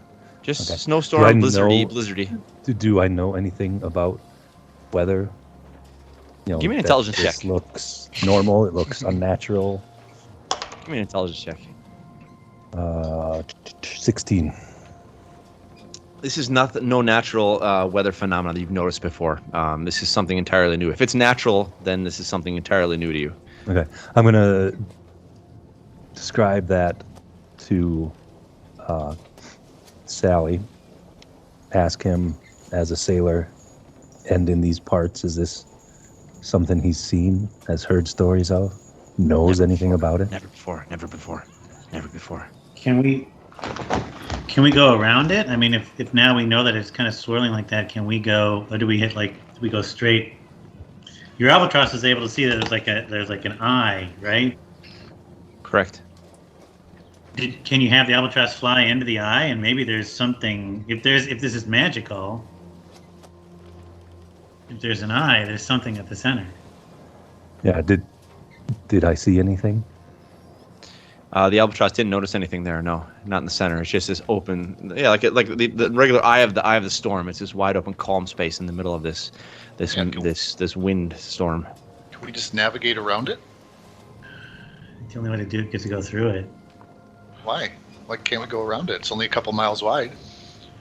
But then it's like you're going to go around it against the natural curve of it. You're just going to stay in that long if you go through it. I mean, I don't know. Either way, the captain would know. At this point, the captain is out on deck now and is observing this phenomenon. He also, you see in his eyes that he's concerned. He's never seen anything like this before, it seems. I'm going to go down and check on the girl real quick. Yeah, and Matt, since I don't really know what's going on yet, I'm actually going to go into the hold underneath and try to figure out what the noise is. I don't know it's the ice yet, so I'm going down there. Okay. Traego, you come down into the room, and you hear the thudding now is getting louder and louder. The ice chunks are getting extremely large at this point. And the captain, you can feel the ship now begin to rock a bit as the captain takes your advice, Bholen, and is trying to redirect the ship around this sudden storm that came up. As you feel the shift of the boat as it moves to the side, you come in and there's the girl lying on the floor, but not lying exactly like you left her. She's lying face down this time, and you see on her back, her birthmark now is glowing in a way that it wasn't before, that you've never seen before. Kerrhylon, perhaps something like you've noticed before. Okay, can I pull up my little wire? I'm going to try to get to Kerrhylon and tell him to come down. Okay. Because I have to kind of point at him where he is. Kerrhylon, you get a message in your ear from Traego. Go ahead, what do you want to say to him? I'll be right there. You need to come down right now. Yeah, I'm coming. Kerrhylon, you come down, and there is the girl, lying face down. Her birthmark now, glowing, just like you saw in your vision. Mm-hmm. And Groggle's not with us right now either. No. We'll get back to him. Yeah. Yeah. So, is this storm following us? Is it because of her? I'll touch her again, and I'll try to see if maybe she can communicate it again. Like maybe she knows what's going on. Maybe it's somebody or something that's coming after us. Okay. as you go to place your hand on her, we'll jump to Grogil for a second. Grogil, you with us? You, Grogil. Okay, I'm here. As this storm gets closer and closer, you strangely feel the breastplate on you getting tighter and tighter around your chest. Almost to the point that it's getting difficult for you to breathe. You can still breathe, but it's starting to cause a lot of pain. Okay, I'm headed down to where the girl is. Following me rooms. Okay. Grogil heads down. Kerrhylon, you place your hand on her back, right? Yes. And immediately, same thing happens. This mist comes around you, engulfs you, and you see, as if projected into the sky, you see this sunflower, circular sunflower with its different spirals. And immediately now, you see this golden line shooting up through the sunflowers, tracing out something of a path leading from the bottom of the circle up to the top. Can I? Well, I have my hand. Am I able to? Can I? I need to remember this. I need to write it down. Is there some way? I mean, to me, that seems like some kind of path. Right. Yeah. We need to follow, and I need to not forget it. So I need to give me an intelligence check to see if how accurately you're able to remember the pattern that you see. I got a 14. 14. Okay, I'll keep that in mind. So I mean, okay. So I see this. Do I hear anything? Is there anything? It's just this path, or this line. And so the line goes through this pattern, right, of this projection. And after a few seconds, the mist then comes and engulfs the pattern again. And it shifts into something of this dark face. Oh, crap. And you see a female face. Something you've perhaps seen before. And you hear her laughing. And she says, I too am pursuing the key. Grogil, give me a constitution save. Uh-oh. I take my hand off her right away, by the way. The mist disperses. What'd you say, Grogil? 13. 13. Grogil, you immediately take 6 points of necrotic damage as the armor shoots off this bluish glow. Kerrhylon, your amulet begins to now shine this bright blue light, and you all hear this massive thud as a massive chunk of ice hits the hull. Yeah, Grogil. I take the breastplate off and I put it on the girl. Ooh, whoa. Whoa. So That's what I'm doing. Roll me a d20.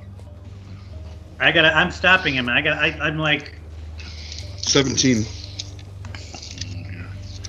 You can't get it off. Oh God. It's as if when you pull it, it's magically infused to you. It's like it has been attuned to you, but not you who's attuned to it. It's been attuned to you. Something else has attuned to you, not you to it. You can't get it off. Traego, I need something to write with. Like right now. There's something I can. She's got to go overboard, you guys. We're all gonna die. Another chunk of ice. She's got to go overboard. And this time you can feel the hull is shaking at this point. Another chunk of ice. And the crew, you can hear them running above. Kerrhylon, you're looking for paper. Practically looking for paper at this point. Guys. Can I? We're all gonna die if you don't throw. Not this. Hold on. Let me check my spells. Get her off the ship. No, I'm looking. Can I? I'm up top. I'm on top. Yeah, I'm up top too. So can I look through my albatross again? Can I get above all the clouds? Yeah, if you can go high enough. Yeah, it's gonna be a couple thousand feet up there if the albatross can get that high. When I saw the eye of the storm Did it look? Was it circular? Could I tell it was like a circular? Yeah. Okay. I want to go above the clouds and see what it looks like straight down. Okay. got You get directly above. Got nothing? And Nothing to it's- write on. You see the circular cloud with this sort of like spirals coming out from the center. Does it look like the flower? It looks exactly like the flower, the spirals of the flower, yeah. Whoa. I go, I don't know. Another chunk of ice hitting the hull. So Matt, there's a Ice way to Matt, get through this. I picked the girl up and I start to. No, I'm gonna stop him. I'm gonna stop Always him is. as best that I can. No, he's not. As soon as I see that it looks like the flower, I'm running back down to that room. Okay, I'm stopping him as best that I can. give me a contested strength check as Kerrhylon attempts to prevent Grogil from picking her up and running out of the room with her. Can't you know how to play cards? You could give him a 3-card Monte game, let him win. 15. I got a 16. Whoa! Are you lying? I am not lying. I got a 15 plus 1. Wow. So Grogil begins to take off with the girl, and Kerrhylon sort of tackles Grogil down to the floor. At this point, Niv comes sprinting in.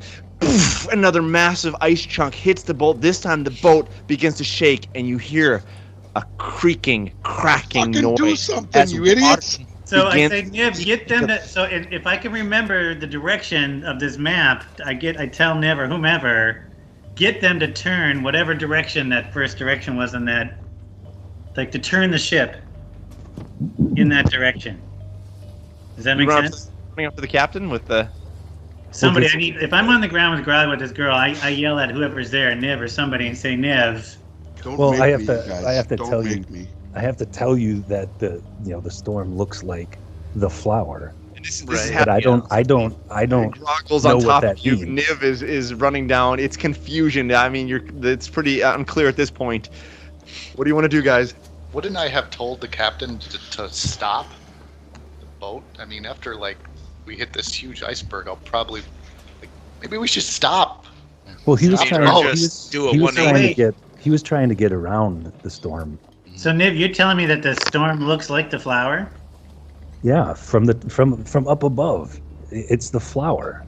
But I don't. Oh, shit. I don't know if she's causing the storm. I don't know what that means. I don't know what that means either, but now I'm not so sure. I Grogil, don't know. Kerrhylon, give me another contested strength test. Okay, then I have an action after that, if I can. Yep. I'm going to take an action too. I got a 10. 12. 12.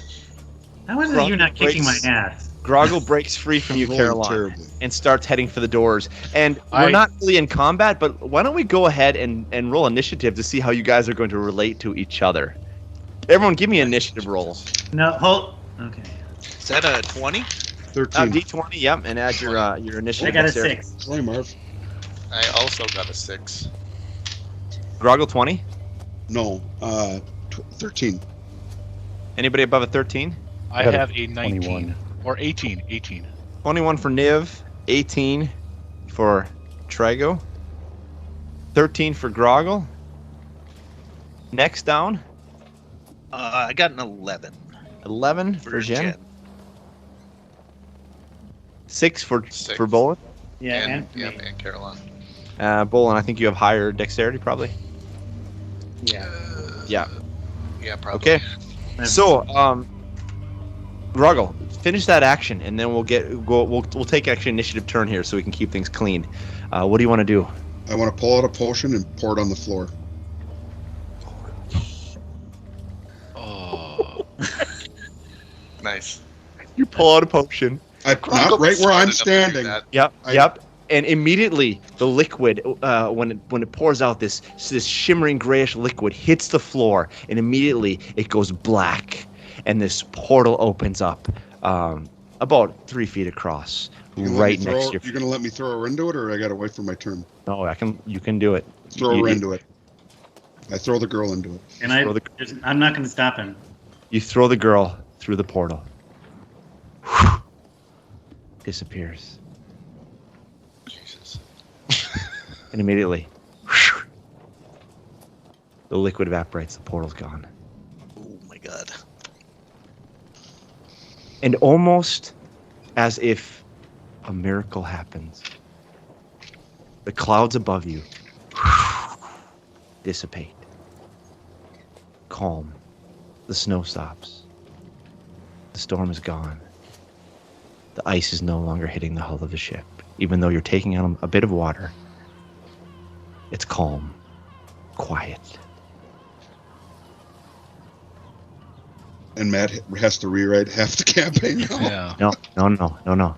And Bholen, you feel a sharp pain on your back.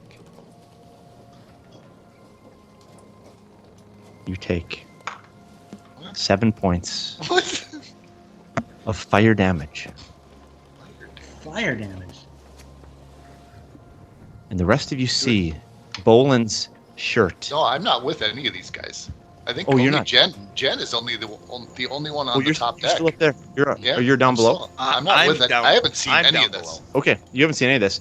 No. So suddenly, as the clouds dissipate, you feel the sharp pain. You fall to the ground, and it's as if your robe burns off. And the crew members around you come around you and look down, amazed at the marking that they see on your back. A circular sunflower shape.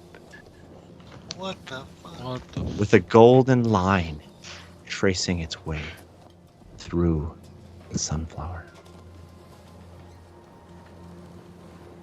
And that's where we can end for the night. Whoa. Fucking told you guys. We're gonna end there. Or we could take a break. It's only 3. That's true. I don't know. We've I only mean, been how playing much more like do you guys less wanna than go? 2 hours. Well, I mean, we do you can have keep another hour?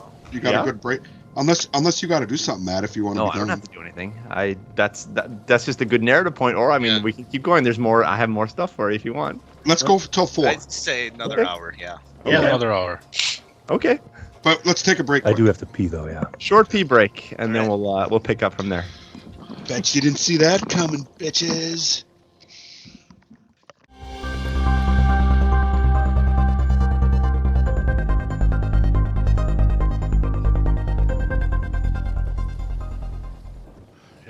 All right, guys, let's pick up where we just left off. Grogil, by the way, getting inspiration. You get inspiration for that move, Grogil. Mark that down on your sheet.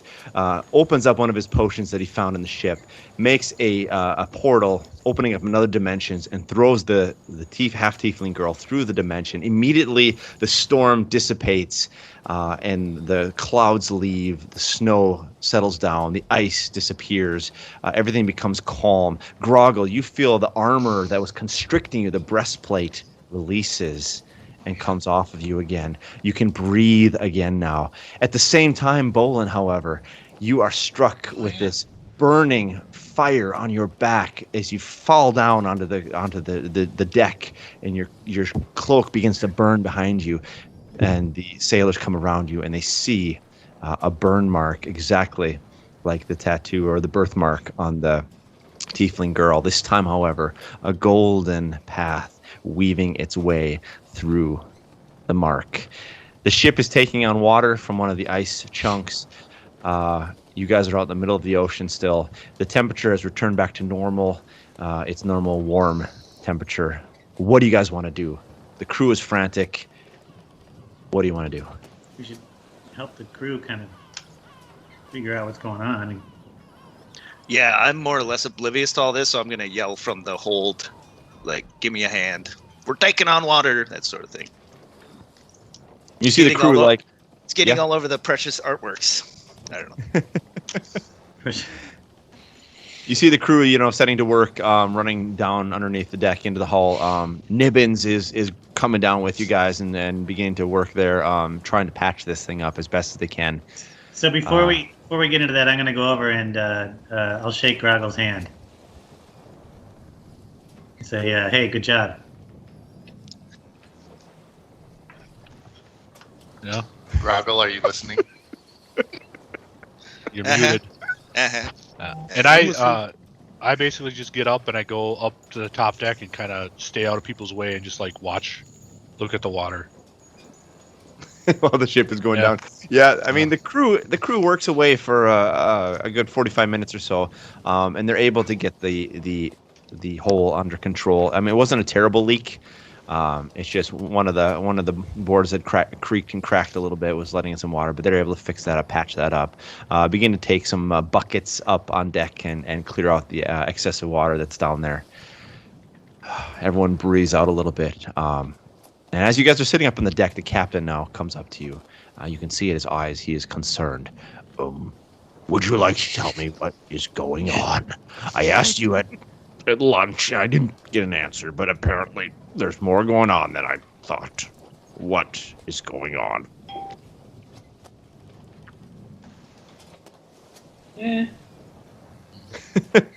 I'm not even paying it. Like, are you guys up on top now? I'm sorry.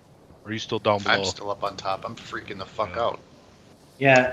Do we notice like Bholen like laying on the ground, writhing in pain, or what's the deal? Oh yeah, I suppose he would be. Yeah, I suppose when I go over and walked up. I mean, am I still in pain? Can I like run down to the group and ask what the hell's going on? You can get up and you can move around. Yeah, I mean you took your 7 points of fire damage, but you're able to move. But it's labored when you walk. You're still in a lot of pain. Obviously, you just had this massive searing mark, like you've been branded almost onto your back. Your entire back is covered by this. And I don't have a shirt anymore. Like my shirt is like burned off. Your undershirt, was singed pretty badly. Okay. Yeah, I mean I'm just gonna run down with the captain when he runs down there. Well, because I excuse me, I wasn't in the lunch room with them, so this was the first time I've seen that portal thing that Grogil did. Me too. So I am going to. You said it evaporated like right away. Yeah, after he threw her in, it evaporated fairly quickly. Yeah. Okay. I'm flabbergasted at it, so I'm going to kind of poke at the boards, the floor, whatever he threw that onto, and just try and figure out what it was. Because like I said, I wasn't there. I have no idea what the hell just happened. There you go, Tim. There you go. Yeah, that helps. You got a short. Yeah, what do you want to say? Do you want to say anything to Grogil, Niv? No, when they're leaving, I'm staying. Okay. Down there. Yeah, the floorboards seem entirely normal, as if everything returned to normal. It's a really strange phenomenon.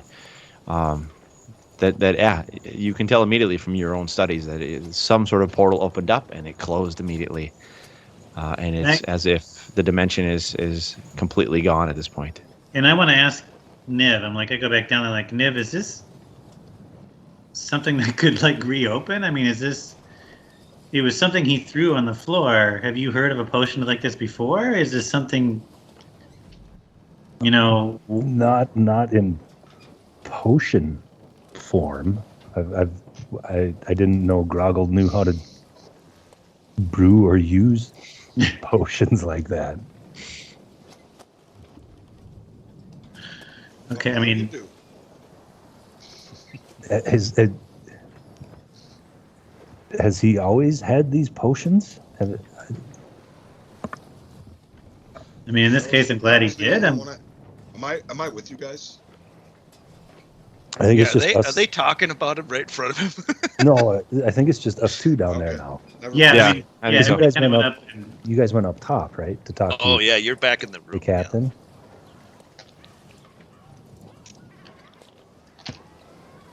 Yeah.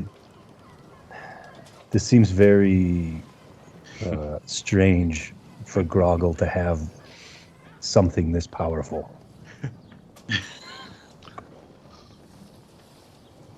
Agreed. So yeah, I'm just kind of not freaking out, but starting to question Grogil and who he is. Well, my question is where he got it, because this is metagaming. I have no idea where he got it, if he got it on the ship, because I wasn't there for lunch. You weren't at lunch, right? So right. Nib, you have no idea. Neither was I. Nib, do you have an idea where he got it? Has he been carrying it around this whole time? Has he, where? Maybe we should talk to other people, because and it's not like I'm going to try to take it away from him. No one seemed very surprised that he had these. No. Or this, I guess. I don't know if he has more. Anyway, for now, we're okay, and I'm going to go. I mean, I heard that there's something wrong with the ship, whatever. I'm going to go check out to see if I can help with that. Yeah, Kerrhylon, you head down in the hull, and you're able to assist a little bit with the work down there. Niv, you're still perplexed by what happened. Bholen, you are shaken up. Dzien and Traego, I'm assuming, and Grogil, you're up there now with Bholen. Anything else you guys want to talk about up there? I'm kind of just by myself. I'm like away from everybody. I would ask somebody to draw a map. Examine my mark, because that map is still on there, right? Yeah, it's still there. Yeah. So somebody trace it or something, so we have a record of it. It's like a little rubbing on you. Well, yeah. I was gonna say Niv is probably the only one that has paper. I don't think I did. I was looking through what I have, and I don't think I have any paper. When I see it on his back, Matt, do I? It's like, oh my god, I know what that is. That's exactly what I saw. Or is it? Yeah, I won't even make you roll for that. It's an immediate recognition. It's the same pattern, line, directions that you've seen before. Yeah. And I want to ask. Sorry, I want to ask Bholen if that the burn on his back is a gift from Lathander. Like, is that what you get as a worshiper of Lathander? Because I'm confused. I don't know what's going on. Lathander has many joys of stewardship. This be one. Oh boy. Sign me up. Many blessings upon thee, my child. If you call that a blessing. Lathander has yet to show the way. And then I'll point, literally showing us the way. Oh, right. Yeah, actually I'm not very smart, but that makes sense to me, actually. So can somebody, trace this? So I don't even know if I'm literate, like Grogil. I don't know what my intel is, but I'm not very smart. So Grogil, what did you do right afterwards? You just kind of whatever. I threw the chick in the hole. I went up. I just followed everyone else. Took a celebratory lap of sorts. Well, I'm mad at you, idiots. I told you. You're not mad at us. I told. Like the Hulk. When am I not angry? The first thing is let the chick die, and we almost died because of it. We were. Matt will tell you in an off moment. We were probably a minute away from being all totally dead. I guess we'll never know. They never know. We'll never know. Or as the ship's sinking, you pour out a dimensional potion and hope for the best, and we all hop in. I only had the one. Ragnarok, baby. Ragnarok. I almost jumped in myself. Brilliant. I thought you were going to throw me in. No. You want Matt, to I might go. Do we each have our own cabins, or are we all sleeping in one room? You have several cabins. You're gonna have to bunk up 2 and 2 though. There's 3 cabins for all of you. I wanna find a room to myself and put the ring on. Mm-hmm. See if there's any way I can see what's behind me. Does my back light up differently? Would there be a way for me to know? I guess, do I feel any different on my back in the ring dimension? Yeah. You put the ring on, and similar what happens is the world around you begins to fade into sort of shades of grays. And interestingly enough, you do sense that that your back, instead of being painful now, it feels soothing. It feels healed in this other dimension. And you can see that it is, in fact, emanating a light off of your back, a golden light, which you assume comes from this line wrapping through this mark. Intense light, yeah. Are there any mirrors in the room I'm in? Not in this room, but there's one up in the captain's quarters. You saw one when you were eating a meal up there. I'll run up there quick and see if I can just take a look at it. Okay. Because I haven't been able to actually see it, right? So No. The captain is not in the room, and the door is kicked in, so you can get in without any problems. It's not locked. Well, I'm keeping my ring on, so Yep. I'm still in You're moving rather quickly at this point, yeah. Right. So you're able to get up there in a hurry and get up into the captain's quarters. And off to the far end, there is a mirror close to where he would have his sleeping arrangements, his bed. And you turn your back and look in the mirror, and indeed you see the shape, the structure, but you see a mirror image of it. So you don't see the image on your back. You see the mirror image of it. You see the opposite of it, the flip of it, yeah. But it's exactly like people have been describing it. It's this beautiful sunflower sort of pattern, geometric shape, and then you have this golden line, emanating light, wrapping through it. But once again, you see the mirror image, not the image itself. So I'm gonna take the ring and go on off to see how the difference in dimensions from how it looks. As you take your ring off, it's like, oh, your pain comes back, and you're in severe pain because you just got damage. branded. You put it on, and you're back in this sort of soothing harmony. You take it off, you're in branded pain again. So there's a clear difference between the ring dimension. Ring, but the map doesn't change, the lines on my back don't change. No, you still see the mirror image. Okay. Yeah. The path isn't changing. No, it's just it's just the mirror image the whole time. Okay. Yeah, but it gets brighter when you have the ring on. I'll take it off and then walk back to the group. Okay.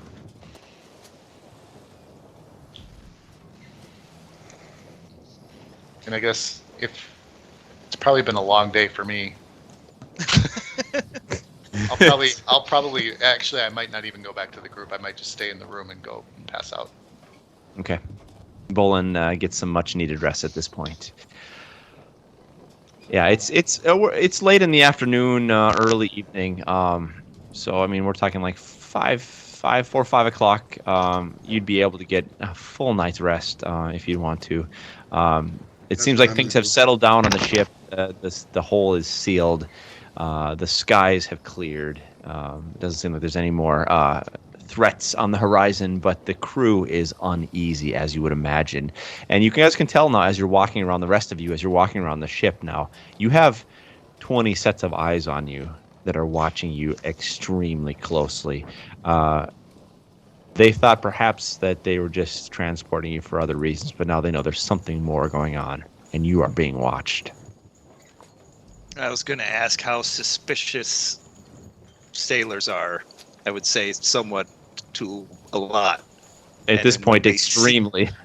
When they see Tim with the Lord of Light's mark on his back, they're going to be skittish.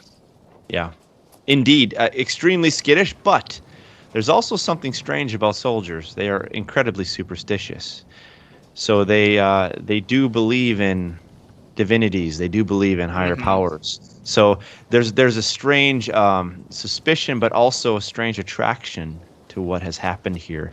The fact that they have survived, almost as if they view you guys as sort of divine beings of sorts.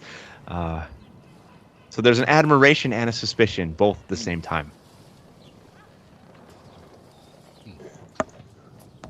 So Grogil and Bholen are in their quarters then, is that right? Grogil, Bholen, are you sharing a room? Sure. Yep. Yep. Oh, yeah. And so best friends in this campaign thus far. The rest of us are up on deck. Up on deck still, yeah. Right. Yeah. Yeah. So I just want to talk with the other three, I guess I don't know how much Jen is going to know since he hasn't been with us as long. But where did Grogil get that potion? No one seems to be freaked out about this. Okay, so our conversation before, Tim, when you asked Matt, Grogil wasn't very convincing about lying where he actually got them from. He was not like, yeah, I'm pretty sure he stole them from the ship. Not 100%, but we were down in the hold and he came up later and it sounded like he maybe took a few and he... I think that Nibbins took them, so we knew that he got them somewhere on the ship. Oh, yeah. Remember, he lied about it first, and I didn't believe him, and then I said, bullshit, tell me what really happened. Yeah. And he said Nibbins took them. What was Nibbins, the cabin boy? Nibbins is the bosun. He's in charge of ropes and wood. He's the lowest ranking person on the ship. Yeah.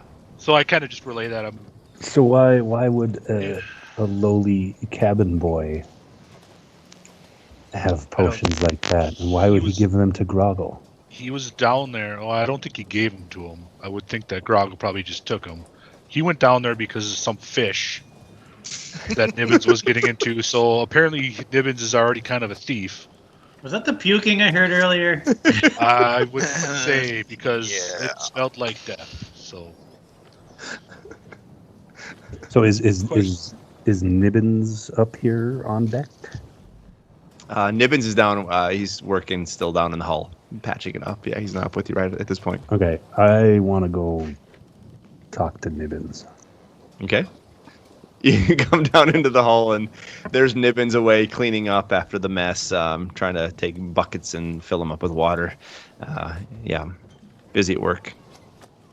He hasn't really officially met you yet, Niv. He knows you're on the ship, but he hasn't actually gotten your name yet.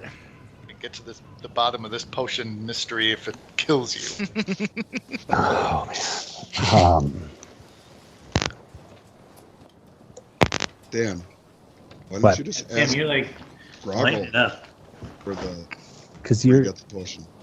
Because you are in your cabin. Yeah, I know, but recently I was. Yeah, but anyways. Grogil talks with the Morning Star. That's why. Yeah.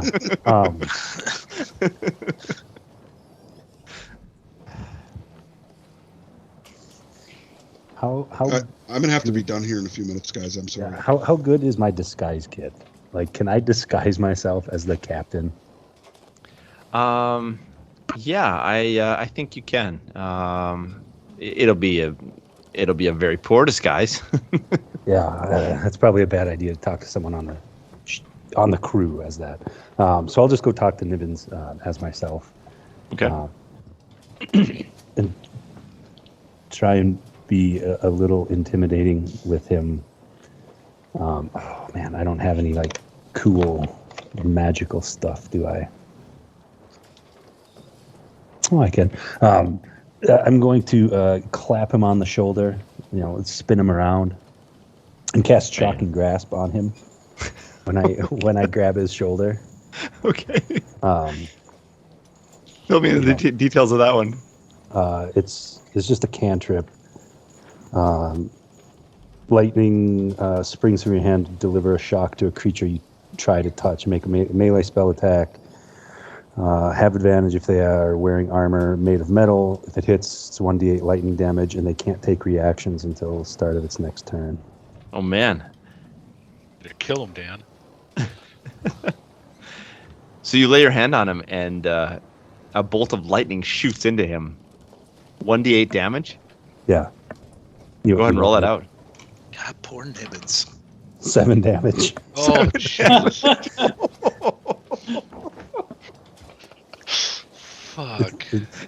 I'm assuming your he's hand still on alive. Nibbins, and a bolt of electricity comes out of your hand into Nibbins. You see Nibbins turn around and like, and he falls down on the ground, passed out unconscious. That was actually he's not dead though. Okay, he's not dead, but he's unconscious. That was enough. hit points to drop him. Do I know? I guess He's Chad just a told little me. boy. He's a bosun, man. Chad Guys, told I'm me gonna have about to the, go. Chad told me about the fish. You gotta go, Eric? Yeah, I gotta go. You guys want to finish it up? I'm just asleep anyway. Yeah, sure. We can finish up the narrative. Yeah. Yeah. We'll, Okay. We'll Sorry, wrap, guys. We'll wrap up the narrative. Yeah. Bring So this day to an end. And Chad told me about the fish. cool. Thanks, Right. Grogil. We'll see you next time, though. Yeah. Is it still sitting out down there? Can I go grab a jar of it and like smelling salts for Nibbin? Oh, Get that's him an idea. Oh, Is he dying though? Give me a medicine check. He just said he's unconscious. Yeah, but is that like when we get knocked down and we're like we have to like roll saves? Death saves. Yeah. Probably yes. Yeah, is he like game unconscious or just narrative unconscious? I mean, game unconscious. You really took a lot of hit points out of him. We gotta save his ass now, dude. Medicine Hold on. 11. I mean, you can try to stabilize him with a medicine check. Yeah, a 10 plus on a medicine check you'll be able to stabilize him. Okay, I got an 11.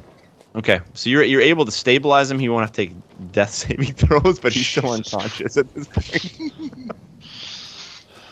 Yeah, can I use the fish as like smelling salts? Wave a jar of that nasty fish under his. Oh my god. Which nose? jar are you opening?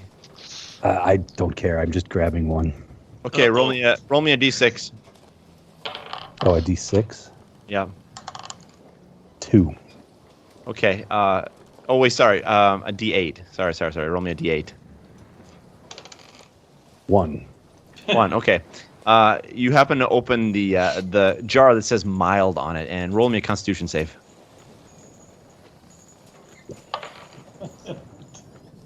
20. 20. Okay. So it's a terrible smell, but it doesn't set your stomach turning. You don't start vomiting uncontrollably. It's only mild fermy fish, so it's okay. And you bring it and rub it underneath his nose.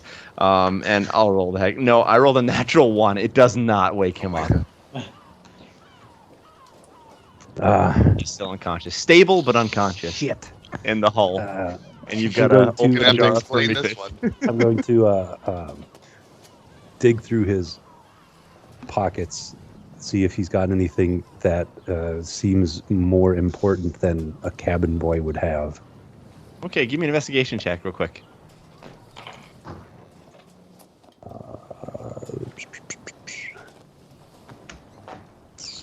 17. 17. Not really. He's got his typical like things, a knife on him. He's got other items that a bosun would have. But he does have an odd small sketching of an older looking woman. And on the back side, the name Sherez is written on it. Sheraz. Sherez. Or Shiraz. That's the only thing in his pocket. A sketching of an older woman. Okay. Does he have like keys to his cabin or anything like that? He doesn't actually have a cabin you can lock. He sleeps in a hammock in the hull wherever he can find a space. So he doesn't even have a room. No, he sleeps wherever he can in the ship. Okay. I'm gonna. Well, he's unconscious. Is there like standing water or anything down there? Yeah, he's filling up buckets, wooden buckets to take it out. Yeah. So, like, if I turn him on his stomach, will he drown? If you leave him in the water, yeah. Okay, I'm just going to sit him up against the side of the boat, and then I'm going to head back up to the All top. right. He's gonna wake up with a horrible headache, but he'll be okay. It just will take him a couple hours probably. Yeah. Does You head he up as know well. who did it? I'm gonna keep that sketch. Okay. You're gonna keep it in your pocket. Yeah. Okay. Yep. So you can write down a small 3-inch by 3-inch sketch of an older woman, and on the back it has the name Shiraz, Sheraz, Shiraz.